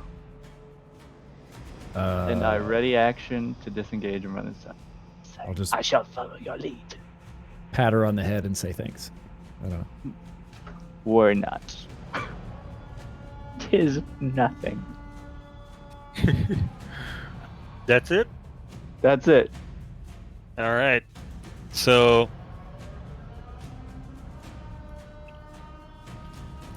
these wolves come forward. These wolves come forward. These wolves come forward. This wolf comes forward. This wolf comes forward. This wolf comes forward. This zombie steps up. This zombie steps up.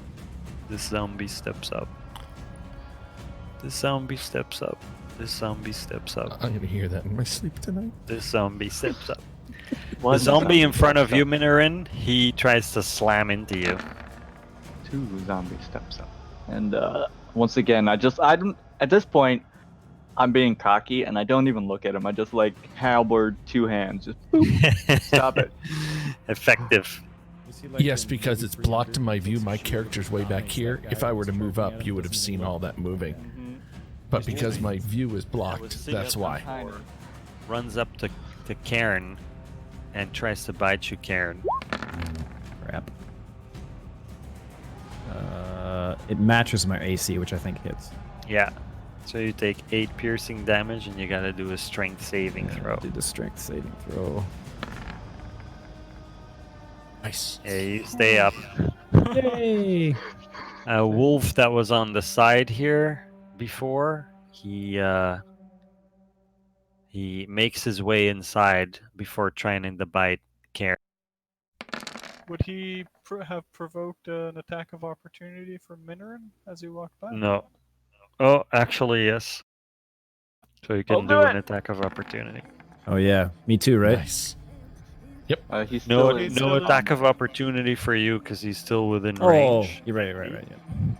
But you take 7 piercing damage and gotta do a 9 saving slash. throw, and you hit with your slash. If only I had hit for more. I am very close to death, friends. And you are prone also. Yep. All right, Karen. Good news is I get to stand up Yeah. and disengage from this Mhm. area by moving well away from. Let's see, I can only move 15, correct? Well, you can use a bonus. Wait, you have the cunning action, right? So bonus action to disengage, and you have 15 extra movement, but you could still use your action for sprinting. So I could sprint 30 feet, technically. Okay. Then I'm Yeah, on gonna... top. Actually, you know what I'm going to do? I am going to. Zigzag out of here. I know, sorry. I can't see. Can you guys actually see me doing this? No. I can't see anything. I'm gonna No, move no. I'm Only just when you gonna release stay. your mouse. Yeah. into this. I'm gonna move into this room here. Okay, and that is Lock my the door. cue. And that is my Disengage cue. and move the rest of my way inside here. Boom. All right. And that is my cue. So you lock what? Yeah, that's your cue. Okay. Yep. Where do you put your bomb? I'm gonna put it. It makes it 20 feet, right? Yep. I'm gonna Yeah, 20 shoot feet. it right here. So right in front of that door, 20 feet out, exactly. Okay. Whoever drew that line, thank you. So that door is well entangled and blocked. Okay. Did you guys close it? I'm assuming it would. Could I do that as a free action? Yeah. Okay, then that's what I would do then. If that's the case, I would end up here with the door closed next to this wolf. Oof. That I've slashed already. Boom. All right. Ismark steps forward and attacks the wolf that's inside. Come on, Ismark. And hits him and takes off his head with and it slumps dead to the floor. Now the door closes as you guys see all these creatures zone in on you. The doors close and Minorin bars it shut, and you guys hear wolves scratch and zombies slam into the church, and some of the dust from the ceiling falls down and blurs your vision for a moment as all these creatures start going ham onto the church doors, and then you hear silence. The silence returns to the scene, and you hear a wolf howl, and then you hear who you assume is Strahd walk up closer to the door and says, and you can hear him speak through the door, and he says, "Was it naivety or foolishness that allowed you to believe that you could enter without invitation into the lair of a dark lord and escape without retribution? Now, all of Barovia will suffer for your hubris. All will know that while each of you lives, there will be only darkness. I am Strahd from Zarovich, and this is my game." I'm Minoran. And then silence. I'm gonna kneel down next to Donovich and attempt to see what, like, just go into emergency patch-up mode.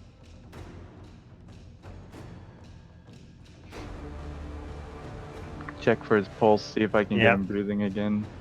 Tim Grum is just gonna start patrolling the lair here, see if there are any other doors that can be barricaded. Hang on, guys. I'm getting a call from my girlfriend. I gotta pick up for a moment. Okay.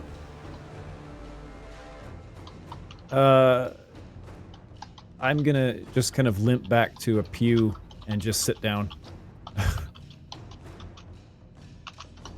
Karen, nice work out there. All right. Timgrim, Darkbrow, the Tasty Poops is all I read. The tasty poops. I just I was like, fine. I don't suppose anybody could help patch me up. I don't know what we have for. I don't think I have anything in my inventory, but I will check for you. Yeah, I don't have much either. We have Minoran. Yeah. Yep. Minoran is capped out. She has no more salty goodness. She Tim used Grum it is all. just looking to barricade the place up and maybe be able to rest out here for a while. So The he just healer's wants to kit be wouldn't able do to any sleep. good, right? No, it just helps you when you're stabilizing someone. Yeah, and I don't need to be stabilized.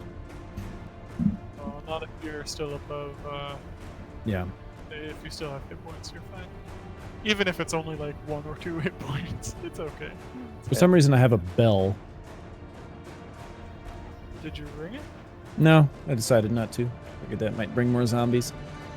That's fair. That's fair. There's also a giant bell Back. behind the altar here, I think. Ooh, that's a good point. More zombies. We back. could try that. So, Back. Whip, I'm gonna kneel down next to Donovich and I just like start pulling out some bandages and stuff and attempt to like stabilize him if he can be stabilized. Okay. See if he's like living or not. Like, I know some people will drop unconscious but not die outright. Yeah, you stabilized him. Nice. Oh. I like, Phineas, how you were frantically trying to look through the windows. I was like, I saw that on your stream there. I was like, yo, gotta move around the room and check. It's like, guys, you didn't realize we have windows here. Good grief.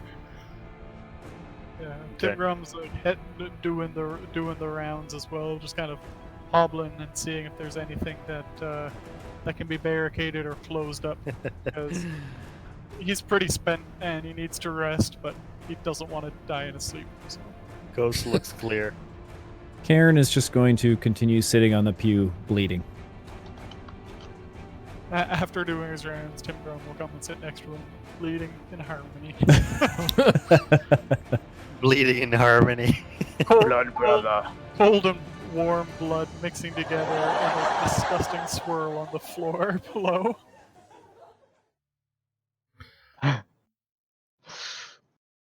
All right. Well, once I stabilize Donovich, I go to just like stop these guys from like. Don't you guys know basic medicine? Hold still. Stop wincing. Don't pull away. Just like pulling on his Tim Grimm's beard to make him stay still. Like no. As I patch him up, and I do. The same I to the stab other guy. things. I'm not a healer. Yeah, that's nice. Nice I bedside drink- manner. That's nice. I drink and I stab things. Wait, You put I'm sure you do. You stab many things very well. after Donovich was stabilized, he helped him put him into his bed in his room, Mm-hmm. and he's there with Irina. It doesn't have windows. They feel better. Yeah. Okay. Wow. So I propose it's 11:30 that we wrap up here, And never sleep again. and then let's chat after you guys close up the stream or whatever. Or if you want to Absolutely. keep that on, Yeah. that's okay. No, I 5 will minutes or so. I'll shut mine down. Let me just go say goodbye to everybody in my stream. And I will thank all the guys, of course, for being a part of this. Just so awesome. Whiplash and for doing the GM thing. It's just so fantastic, these guys. So if you liked what we saw, hit the follow button. We're back generally every single Friday doing the deal. So please come back and see us. Make sure, by the way, if you're in my stream, please make sure you go see Zero State Live. He's the other gentleman that has been right next to me all night long. Be sure to click his name, check him out. He's just fantastic, one of my favorite streamers out there. Please give Zero State Live a follow. He's just fantastic. He's been right here next to me all night long. He's just been fantastic. So click his name, give him a follow. Stalio, great to see you. Be well, everybody, and we will see you when I see you.